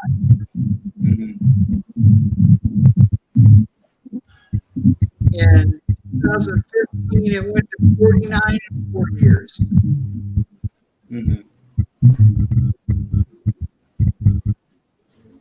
2016, the 30 was the longest there was.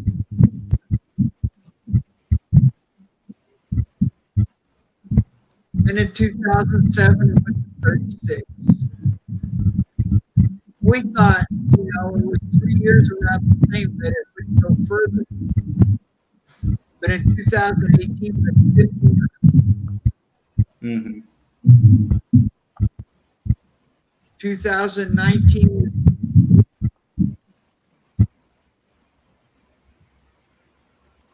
2020 was just 60, but that was the pandemic year.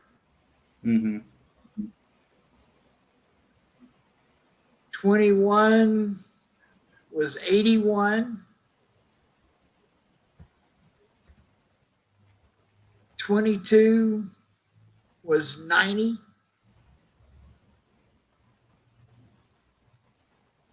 Well, that does 22 should be the year that they went 101. Oh no, that's 22 through 22. 2022, 2023 is when it went to 101. So it took 3 years to get to the 30s, and 4 years to get to the 50. So Brazil is on pace. Yes. We are above the average. And you're going to do 100. But Vanusa will have to be your assist and do 99.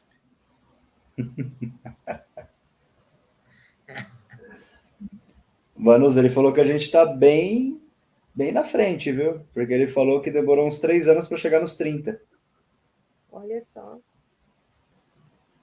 Então. She's ready. Yes. E ainda mais que a modalidade aqui no Brasil está todo mundo curioso, quem nunca fez, é uma prova que ela atrai diversas, não é só o trail, não é só o pista, não é só a pessoa que faz ultramaratona, ela atrai todas as idades, indiferente de idade, de fazer pista, de fazer asfalto, ela é uma prova que atrai, o pessoal quer se desafiar, né? Como é é a modalidade. Você sabe que você tem 1 hora para fazer, você vai tentando fazer até onde você aguenta. Porque nem às vezes a pessoa sabe quanto que ela tem capacidade de aguentar. Uhum. E isso é bacana, né? É que Vanusa... nem o pessoal, os cegos lá do Rio Grande do Sul, que até o Lazarus adorou ver. Da onde que você imagina que vai atrair também o cara cego com o guia fazendo a prova? E olha o quanto que o guia também tem que ter a capacidade para estar levando o cego ali num percurso, né? Uhum. Bem bacana. Vanusa, summarizing what Vanusa said, she said that backyard is a democratic race because everybody can join. Everybody can join. Yes. It is just as exciting to see someone who has never run more than 10 kilometers to do 2 loops as it is to see someone do 24 that has never done a 24-hour 100 before. Everybody can accomplish the most that they have ever done. Yes, for sure. Bom, galera, eu vou encerrar nosso bate-papo. Já está aí 2 horas e 6 minutos, né? Então, eu queria que vocês fizessem a despedida de vocês. Well, Laz, I will finish our live broadcast and I will tell them to say goodbye to you. First, Francisco. Pergunta pro Laz? It has been fun. Much of the time I did not understand what you said, but it was fun. Yes, it's always fun to talk about backyard. Francisco, você pode se despedir. Eu posso fazer a pergunta antes? Sobre o regulamento? É que já 2 horas e 6 já. Francisco. Ah, beleza, então. Felipe, obrigado pela essa grande oportunidade, né? A gente está falando com o Laz, o grande idealizador desse formato todo. E é um prazer enorme estar falando com ele. E a gente, quem sabe, a gente coloca nos próximos satélites aí mais o Brasil lá, com muito mais volta do que tem hoje. Uhum. Obrigado aí, Vanusa. Bom te ver. Pessoal. Michel, sua prova vai ser um sucesso. Anderson, a prova vai ser um sucesso e vamos que vamos. O Brasil lá em cima, hein? Anderson. Quero agradecer o Lazarus pela oportunidade de estar aqui com a gente, do Brasil, né, tendo esse bate-papo tão gostoso, que acrescentou tanto, né, enriqueceu tanto aí a nossa backyard, né? Quero agradecer também a você, Felipe, por esse trabalho tão bonito que você vem fazendo aí no canal. Você corre e ainda dá todo esse apoio aí para os corredores e organizadores através das lives, né? Vanusa, muito obrigado, hein? Muito obrigado por tudo que você tem feito. Você quase não aparece, mas você faz muito aí pela corrida, né, em si. Michel, um prazer aí te conhecer. Quero desejar muito sucesso na sua prova lá em Minas, tá? Depois a gente se fala aí que, de repente, eu vou passar por lá para participar lá da sua prova, hein?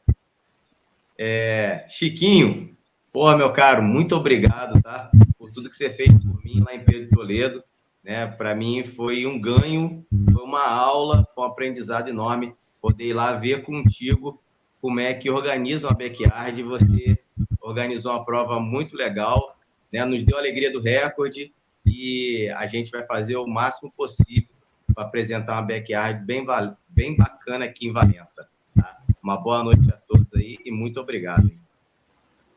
Michel? Então, pessoal, obrigado a todos também. Foi muito bom encontrar com o Francisco, com o Anderson, com a Vanusa, que eu vejo pela primeira vez. E na minha vida toda, eu nunca pensei que um dia eu ia poder falar diretamente com o Laz. Então, é uma oportunidade inacreditável, né? Porque eu acho que no mundo deve ter muita gente que estão querendo falar com ele, que nunca vão conseguir, talvez, mas eu me sinto, assim, muito... É uma honra impressionante, né? De poder ter... De ter visto isso acontecer. E então, Felipe, muito obrigado pelo seu trabalho também. E Lars, it was really a great pleasure to be able to talk to you. I could never think that this would happen one day, because I think there are many people in the world who would like to be able to talk to you and who will never be able to do so. So thank you very much for your presence, and maybe we will see you in Brazil one day. Talk to you later. You never know. We will never talk know. to you, and maybe we'll see you at Biggs one day. That's right. Who knows? Thanks. Vanusa? O Chiquinho, o Anderson, o Michel. O Anderson e o Michel ainda não fizeram provas, mas quando tiver a prova de vocês, eu estou lá pegando o vídeo, postando, publicando, como eu faço com todo mundo, tá? Legal. Felipe, não tem nem o que te falar, né? Você sabe que você mora no meu coração. Eu preciso, o Felipe que eu vou pedir socorro, né? Live é para o Felipe. Lás, que precisar. Thank you. Goodbye. Goodbye. Eu estou aprendendo inglês. Fala para ele que eu estou estudando no aplicativo. Daqui a um tempo eu não vou usar mais tradutor. She's learning English, Lars. She's using an app to learn, and she won't use Google Translate anymore. Yes. Well, you tell her I will continue to rely on her because she made the mistake. I know she's a reliable person. Ele disse que ele sempre vai confiar em você, que você é uma pessoa extremamente confiável, Vanus. Olha que responsa, hein? Ouvir isso para que mais, né? Então. Que bom, que bom. E assim, a mesma forma dele passar toda a verdade, sempre quando a gente precisa, ele está ali disposto a responder. Então, é muito bacana da parte dele. Obrigada. Thank you. And thank you. Well, I don't know how I'm supposed to. I guess I should tell everyone that it's been a pleasure. I am proud that you asked me in to share the time talking this evening, and look forward to seeing many more fine things from Brazil, including Michel's 100 yards. And Anderson also. Lars, it was a pleasure, a big pleasure for me to have you here again in my channel. And I would like to know your availability to next Friday to talk about the Barkley Marathons, to do a little interview about. I don't know. I'll have to get an email and look at it and see. Okay. What the schedule is, because we're coming up on the strolling gym, which raises money for our local school. Oh, this is good. This is good to know. We have some solidarity challenge here in Brazil also. Well, so I will get in contact with you by the email. All right. I will let you all go and return and see if I still don't have some pollo left. Okay. Or is it pollo in Portuguese? It's got to be close. Okay, it will be just 30 minutes. Just 30 minutes. I think we can talk about the Barkley. Oh. Okay, Lars. So have a good evening, and Try to find out what your dog wants. I finally figured it out. She wanted to go outside. She hated just want to go outside. Oh, okay. Well, she wanted to go outside for a purpose. So she wasn't going to forget. It was good. She finally went and looked at the door, and that was all the clue I needed. And it never crosses her mind that I don't understand what she wants without her giving any indication. Yes, you are right. Well, so bye-bye, Las. Good evening. Good evening. See you. See you. In the future. For sure.